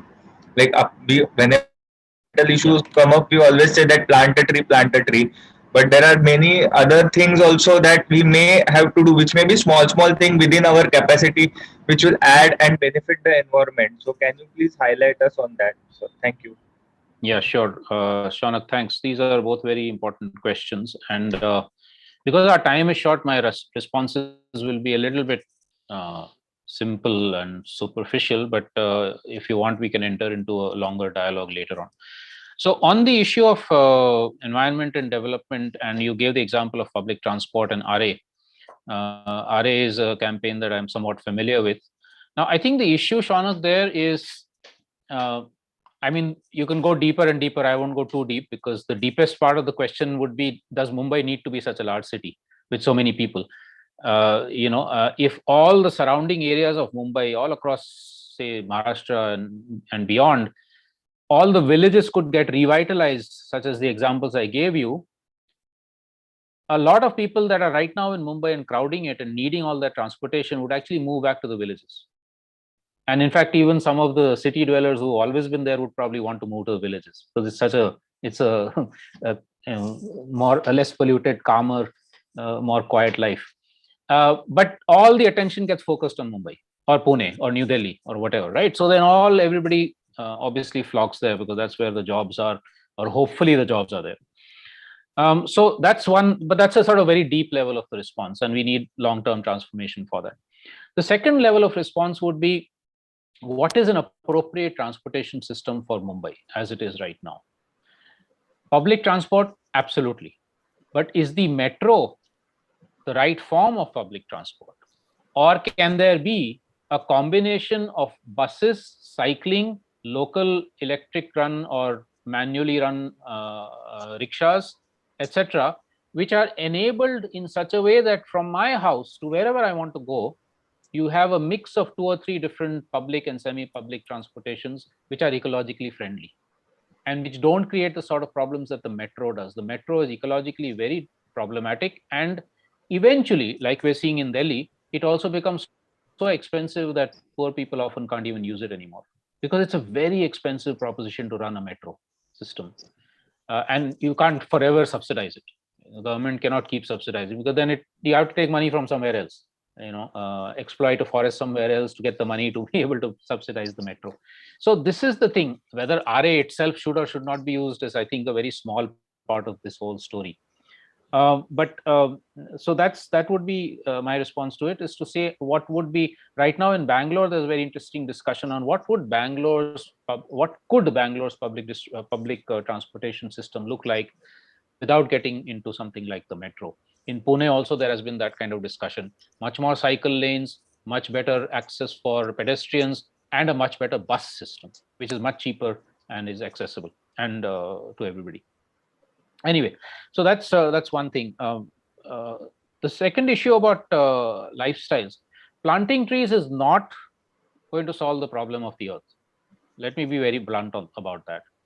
I think it was Jaggu Vasudev who said that all the problems of the rivers in India can be solved by planting millions of trees along its banks. That's ecological nonsense. Okay, to be very blunt and frank about it. I hope some of you are not followers of him. So what we need, see, it depends on what the ecological crisis is that we're trying to solve. Yes, if there's an area where there's been deforestation, then to try and regenerate that by letting nature do its course and by maybe also doing some additional planting of the local species, that would help. But if it's a grassland that has got degraded, planting trees there is of no use. It's actually worse than not planting the trees. If it's and this is unfortunately what's happening, because everybody's saying plant trees so that we can capture the carbon. We won't stop the carbon emissions in the first place. We just want to create something which will capture it. So planting trees it's a very small part of the whole thing. Lifestyle changes is what you're indicating is absolutely essential. And this is where what we need is an understanding of what is the impact of our lifestyles. Let's take the cell phone. Probably everybody on this call except me has a smartphone. Anybody else who doesn't have a smartphone? You can raise your digital hand. Maybe another 3 or 4 people won't have it. Now, a smartphone, a typical, let's say, iPhone, uses components from 15 to 20 parts of the earth. Mining in Congo, something else from somewhere else, etc. Now, when I use that, and then after 6 months, I get tired of it because a new iPhone model has come and I buy a new iPhone model, I don't actually realize the impact I'm causing somewhere else on some part of the planet, on some community, or some part of nature. When I realize that, if suppose every cell phone comes with, like those cigarette packets, that cigarette smoking can cause death, blah, blah, all that thing. If every such consumer item comes with that very clearly written, this iPhone has come from mining in the Congo, which has displaced that many local people and caused this much destruction of wildlife, maybe, just maybe, I will think twice before buying. Maybe I'll use my existing phone at least for 5 years or 10 years and then think about switching to a new one. Or maybe I'll stop using a smartphone because I don't really need it. I don't know. I mean, it really depends on what one thinks of needs and greed also. And over the last few years, we have increasingly thought of what is not essential as being a need. A simple thing like refrigerators. When I was small, I lived without one. In the last 15 years, I've lived without a refrigerator in Pune, right? And I'm managing perfectly well. There's no problem. But maybe if there's a large family, you need a refrigerator. But so everybody also has to decide on their own. But you have to find the ways of trying to kind of do this. I stopped buying snacks in plastic packets in the last 6 months because I realized that with the pandemic, plastic has increased so much. Everything is now coming in plastic because for some reason we think that if I use it in plastic, there won't be any virus in it. So so I've tried using no plastic in the last 6 months, not buying. But that means at home, I have to make my own snacks. So I've learned some new cooking. So there's lots of different ways in which, by the way, I'm not trying to indicate that I live a sustainable lifestyle. My lifestyle is still very unsustainable. But there are small few changes that I've been trying to make, and we can make that kind of cycling to work and back rather than taking a motorized. All of these things will become very important and not just planting trees. So that was a good question. Thanks, Shaunak. Thank you, sir. Yeah. Sir, due to paucity of time, 3 more questions we have. And the first one is by Chetan Chauhan by HT Media. He's connected with HT Media. May I request you, sir, to directly connect to Ashish Pathan? Sir, is my voice clear? Yes. You are perfect. So my name is Chetan Chauhan. I'm Chief Executive Officer in Jilla Parishad in Dholpur district of Rajasthan. So we have I'm controlling around 200 panchayats in the district. So we have made biodiversity committees also in every panchayat, but still I feel, sir, we don't get the support of community as such in creating environment sustainability things in the district. We are planning of planting 2 lakh trees also, but still I feel that community does not get attached to us, and public representatives also do not get attached to us whenever we talk about environment sustainability and all those things.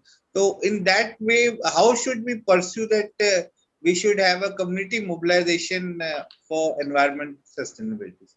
Thank you, Chetan. Very good that government officers are also joining today. That's excellent. Chetan, which area are you in Rajasthan? Sir, I'm in Eastern Rajasthan. Oh, which district or which? So it is Dholpur district in Rajasthan. Sir. Dholpur, okay. So I think, there are many examples in Rajasthan that I'm familiar with, and I know many of those people where, in fact, villagers have been able to make these transformations. So instead of my offering advice, what I would help to do is for you to connect you to some of those groups and also some forest officers, etc., who have been able to make that transformation happen. And I find that the most effective way of motivating villagers, if they are not self-motivated, is to take them on learning journeys. You take a bunch of maybe young people, not just the sarpanch, by the way, but some young people, some women, if possible. I know in Rajasthan it's very difficult for women to travel, but if possible, to maybe 4 or 5 areas where villagers have made that transformation. They've regenerated their forests or their grassland, or they're protecting their orans, their sacred groves, or they have brought wildlife back, or they have created local livelihood options for themselves, enhancing their their incomes and their economic security. There is, for instance, the whole Tilonia experiment, which I'm sure you're familiar with. There is the Urmul group in Bikaner.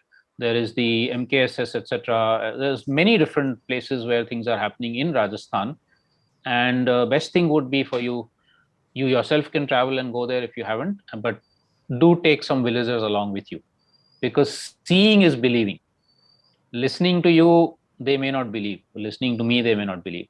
But going and seeing there, and seeing that it's not just about environment, but it also that their livelihoods are improving, that they are earning better, that they have more access to food or water or whatever they need. That is what I think will convince people. At least it's worth trying. So Chetan, I'm very happy to send me an email. I'm very happy to try and connect you up with some of these groups. Sir, the next question is by Dr. Nupur Chaudhary. She is from Center for the Study of Law and Governance, Jawaharlal Nehru University. May I request Dr. Nupur Chaudhary? Yes, thank you. Am I audible? Yes, yes, yes. Yeah. Thank you, Mr. Kothari. I had a question about, like there is, I'm trained as a lawyer. So there is an obsession when we talk about environmental law as, we always look at the states. Mostly all our fascination is what the state is doing and so on and so forth. So this is almost like a follow-up question to what you said earlier.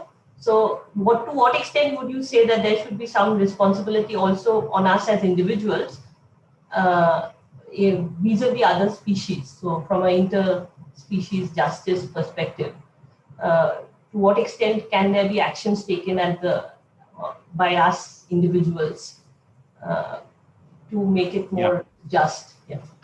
Thank you. Thanks, Nupur. Yes, I think that is a very important part of, again, our individual lifestyles, but also our community lifestyles, because everything cannot be done by us as individuals. Some things are things that you have to fight more collectively for.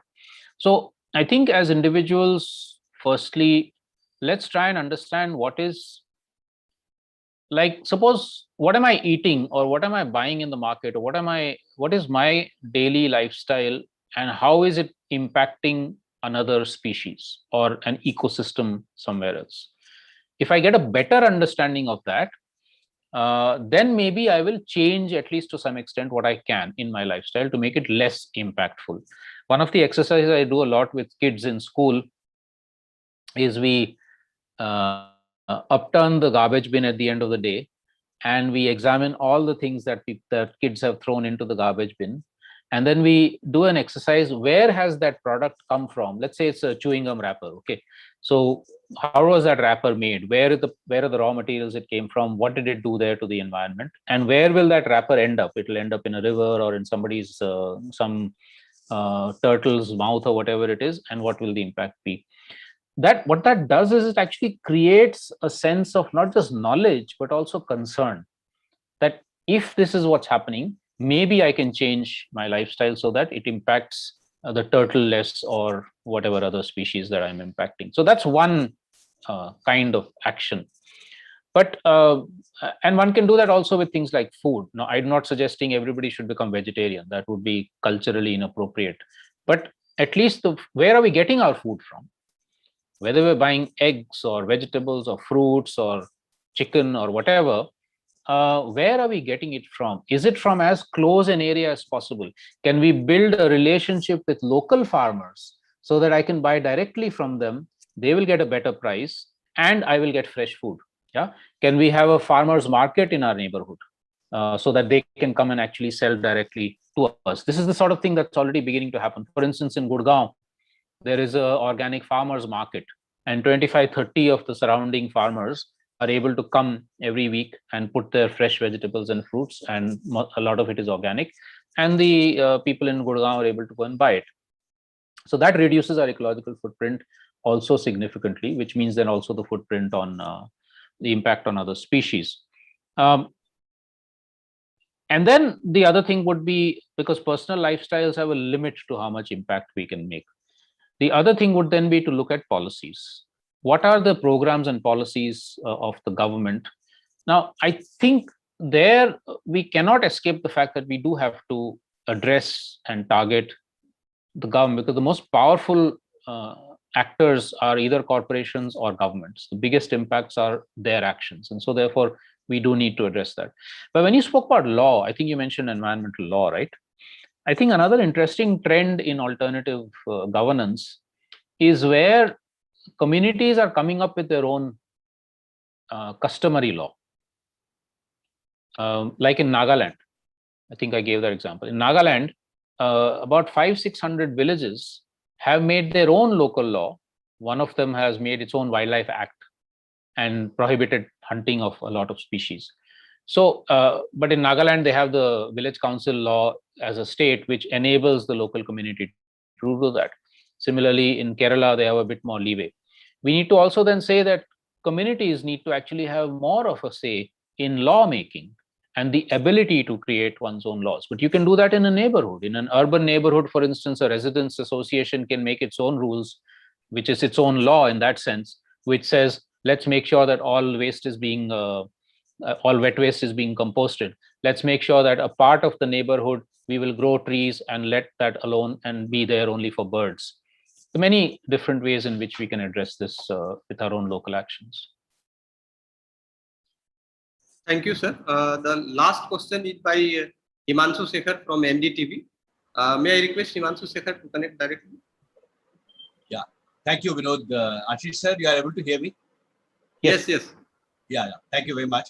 It has been very enlightening, actually, for all of us to hear you speak on issues which are, of course, of national interest, national and international interest. I just wanted to ask you one thing about, which was partly, I think, touched by Kokila ma'am as well, as to how in this age of pandemic can the protest movements or people who want to raise their alternative voices can be heard at the national level. And as you all know, the last 15 months have also been the time when, as a journalist, I have reported on two very, very important reformist measures. One is a set of agricultural reforms, the three controversial legislations brought in by the government, and the labor codes that were brought in, where you had around 35 labor laws being dovetailed into 3 labor codes, 4 labor codes.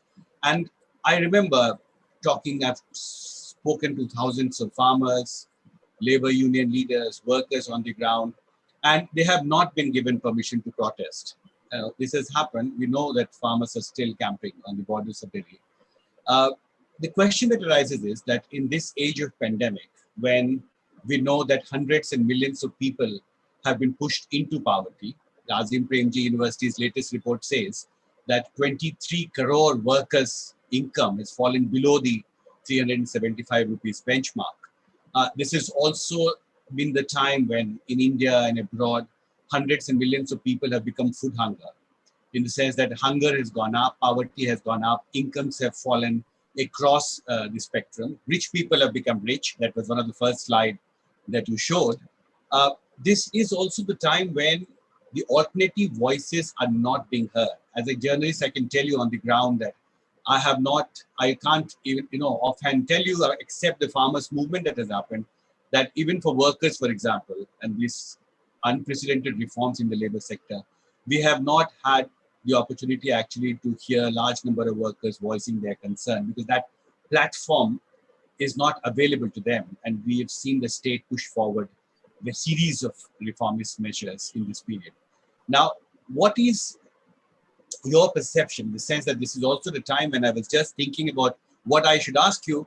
I got a message from the Government of India, Ministry of Finance, that the GST collection for May has fallen to 102,000 crores. As you know, last month, GST collection was 141,000 crore. So again, the lockdown in April is having an impact on the revenue collection that government does. And that essentially means that they have less and less money to invest on development, on social welfare policies. How do you see that this pandemic actually has changed the goalpost, made the targets, sustainable development targets, for instance, to remove poverty, to remove hunger, to give equitable health opportunities, equitable work opportunities to people, especially to the poor people, more difficult? And how do you think that the global community now needs to re-strategize its entire development priorities and social welfare measures that, of course, would be needed to be given at a much larger scale at a time when the revenue collection of the states across the world has fallen considerably? Ashish. Thanks, Himanshu. Firstly, appreciation for all the reporting you folks have been doing. I think that's been one of the silver linings in the darkness of the media. So thank you for that.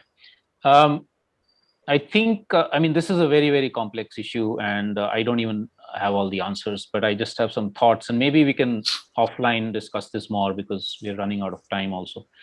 But I think, Himanshu, that firstly, and this relates to what Kokilaji also said earlier, it does relate to the ability for us to be able to use multiple media to be able to get these voices out.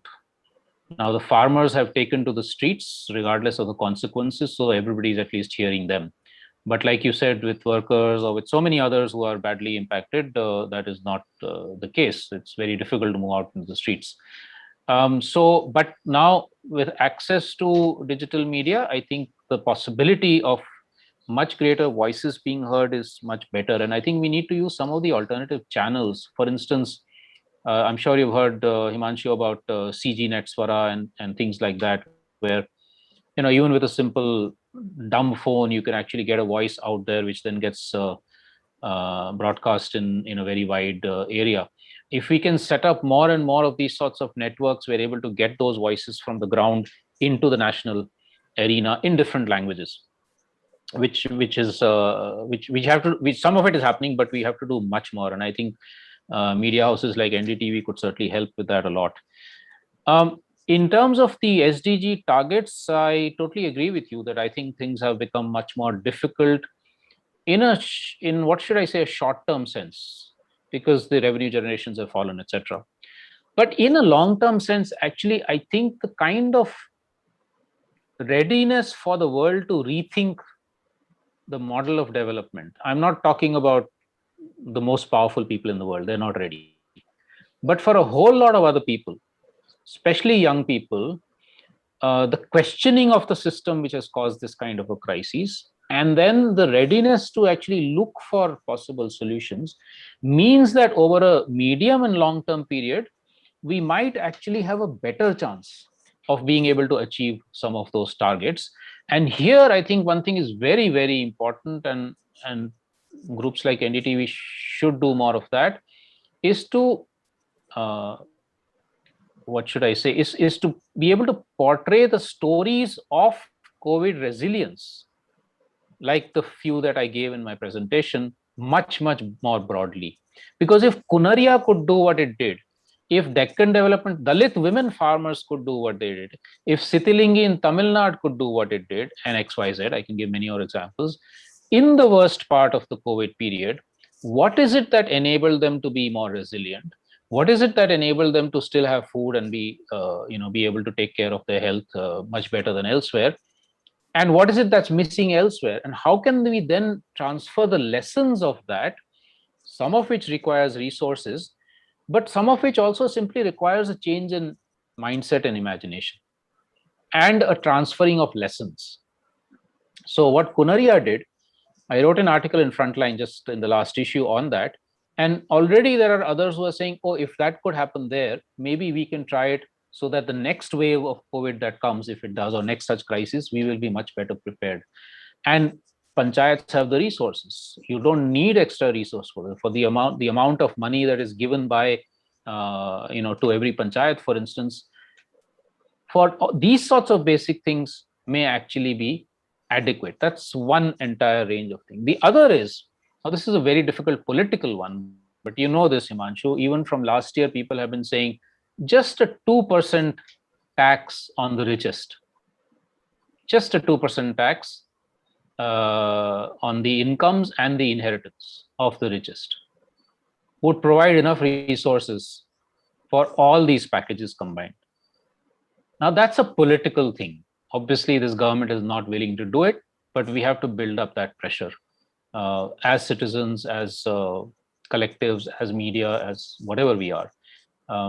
It's a difficult battle, I know that, but I think these are the sorts of, at least in theory on paper, these are the sorts of solutions one can think of. How do you make services much less expensive by creating the community empowerment so that it's not always only the government that has to do XYZ, like many examples I gave, but also then how do you generate the resources in different ways than what you've been doing so far? But Himanshu, I'm aware that this is not going to be a satisfactory answer. It's a very complex thing. I'm very happy to enter into a longer conversation on this with you, where I will also learn, because like I said, I don't have all the answers. So thanks for that.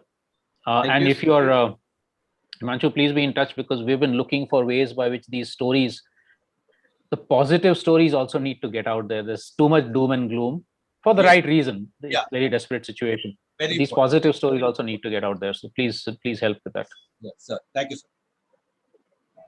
Thank you, And sir. Kokilaji, sorry, Kokilaji, I think maybe I briefly responded to your question, but just a quick additional. Do I have a minute more? Yes, sir. Yes, sir. Because she started this question of technology, which I kind of partly answered. But, I think one of the, again, this is going sort of deeper into the question. To some extent, it is also the modern, modern technological and technocratic developments, which have created, I'm only saying this is a partial thing, right? Not the only thing, which have created the kind of ecological crises and social crises we're in. So what we're trying to do is say, okay, look, this crisis has been created. Will modern technology help us to deal with it? Without asking the question, is it at least partly that modern technology that created it in the first place? Why do we need global communications if we didn't have a global crisis, which was created by economic globalization? Again, partly, okay, not all of this is what I'm talking. So I think, therefore, a modern high tech as a savior has to be examined from that point of view. We need it because it has created these problems, but it cannot by itself be the only solution. And then secondly, that even as we use, like I mentioned, CG NetSwara and many others, which are actually trying to use modern digital technology to create the voices and the communications and all of that. The fact that we have independent online newspapers, because most of the print newspapers have unfortunately stopped reporting the truth, not all, but most of them. The fact that we have independent online things like NDTV or Wire or Scroll is because these technologies exist. But at the same time, how do we bring back a lot of the slow communication, the print media, the theater, the songs, the art? I mean, you are into music, which is so much more effective, right? And COVID is not going to be around forever. We will hopefully soon also be able to start being physically together. So I think bringing back some of those traditional media forms, communication forms, local technologies, etc., has to be very much in our thoughts and in our actions, so that we don't become totally dependent only on the digital. Also, at the end of the day, the digital is controlled by somebody somewhere else. And that's another part of the global struggle. How do we get democratic control of the World Wide Web? How do we get democratic control of digital technologies, open source software, freeware? Instead of using Google, there's another 10 things which are open source, which don't spy on us like Google does. These are all parts of movements that I think we have to get much more into and fight against. Also, I think, Himanshu, you might be following this, this digital database of farmers. That's the latest thing the government is coming up with in the name of farmers, in the name of helping farmers. It's a very scary thing. Every farmer is going to be put onto a digital map. And if you don't have the right records and things like that, you'll no longer be a legitimate farmer.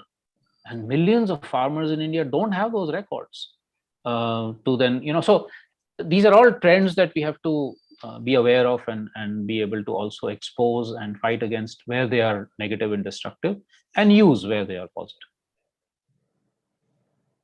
Thank you, sir. Now I just an announcement that we have provision for e-certificates. Dr. Manika has already shared the link. Please fill the link so that we can generate the certificate and send it to you. And now I request Professor Ravindra Bhattacharya. It was a mesmerizing experience, I think. I have seen the chat box was over with this type of comments. We are mesmerized. So I don't want to tell anything about summing up of the lecture, but what is my takeaway that I can tell within 2-3 minutes.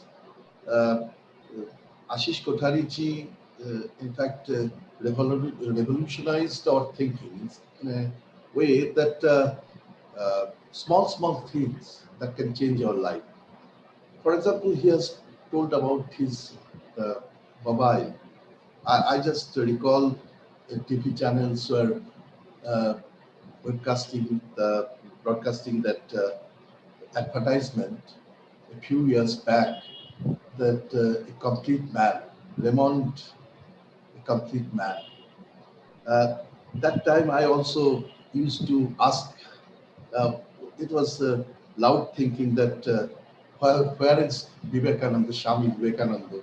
If just wearing one dress, one can be a complete man, then Swami Vivekananda was not a complete man throughout our thinking. So that way we'll have to change our thinking. It's decolonize our thinking. We can, Kothari ji has given one example, we can give so many examples, she can also give so many examples, but I also feel like Middle East, we always tell that Middle East. For us, it's not Middle East, it is always Middle West, but still we call it Middle East. So these are the small things that Western thinking, they have constructed such a pyramidal structure that will have to change until and unless we bring the change. And one thing before I come to the end of this, I must tell that everybody has been introduced except my friend Vinay Sharma. Vinay Sharma, Ashish Kothari must be knowing that he's a professor of MBA in IIT Roorkee who asked the question, first question. So he also asked a few days back, he asked me in a group discussion, which we usually do. So he asked me, what is the mantra by which we can change our lifestyle? Suddenly we cannot come to the Eco-swaraj. What is the mantra? That I am going to ask you. He calls me a star. Now I am going to ask you, what is the mantra? I'll say that you ask it to Ashish Kothari ji. He does have the definite answer. But today I have got answer. We always think of certain, somebody will give us some the solution. Solution lies within us. That should be. I mean, Eco-swaraj talks about the genuine democracy. That he has adequately told, that where people do not go by the ideas of GDP as an indicator of wellness, but we have certain essential, we'll have to adhere to certain uh, basic principles, essential values like access to health, access to food, access to decision making in our family. If you don't give chance to others for decision making, then how can we talk about Eco-swaraj? So that is the thing. If we don't, if we don't, I mean, if we don't love the animal who is straying in the COVID period without having any food, then how can we talk about Eco-swaraj? So these are the things that has completely pyramidal thinking that have been uh, given to us by the colonial lords, and we will have to change it, and it can be changed, it can be done by ourselves. That is the positive thing that he has done, that he has, Ashish Kothari ji has told, and we can, I don't know whether I can, I mean, like him, I can remove plastic packets from my home, but at least I'll try. That much I can. At least after this, if we can try something of this, then I hope someday we can think of also networking with so many alternatives, so many from Peru, from Kutch, from Kerala to so many countries. They have got so many alternatives. We'll have a network, and we'll have that way self-sufficient oceanic circle of self-sufficient, not villages, but networks, global networks. Thank you very much. I now hand over to Gaurika for, I mean, Thanksgiving, the usual Thanksgiving. Thank you very much. On behalf of NAPSIPAC Disaster Research Group, I would really like to show my heartfelt gratitude and thankfulness to Ashish sir for such a scintillating and enriching discourse. You have indeed ignited us towards a comprehensive policy of development and sustainability. I would also like to thank our chair and discussant for today's session, Professor Ramindranath Bhattacharya and Professor Kokila Konasinghe, for wonderfully summarizing today's discussion. And let me just end by saying, as Ashish sir also started in the beginning, that celebrating World Environment Day should not be a ritual that we celebrated on one day and then 364 days we just forget about it. So let us celebrate each moment and let us live towards it for building a sustainable environment. And we have been infused with so many innovative ideas. Let us all take back all these ideas and work towards it. So in the end, I would also like to thank all the participants for patiently listening to us. Thank you so much for all of you for joining today's program. Before we end this program, may I request all the participants if they could just switch on their video for 1 second. We could take a screenshot of all the participants just for 1 second. I have just one last thing to say here. Sure. Yeah.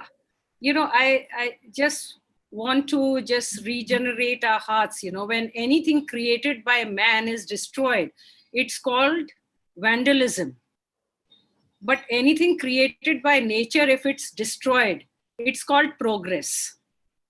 So that in sum was Ashish ji's lecture today. And thank you very much for reaching our hearts and reviving to think further during these times. Thank you. Thank you very much for joining us. Thank you, Ashish sir. Thank you all. Thank you.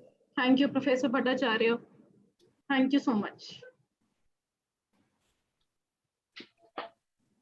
You're taking a screenshot? Photo? I took a screenshot. You did? Yeah, I did. All right. Wonderful. Thank you. Bye-bye. Okay, bye-bye. Thanks. Bye-bye. Bye. Thank you to all. Vinod, तुमने हमारे सवाल तो पूछे ही नहीं। हाँ, select करके सवाल पूछते हो। बड़े मेरा भी नहीं तुमने पूछा, उसका भी नहीं पूछा।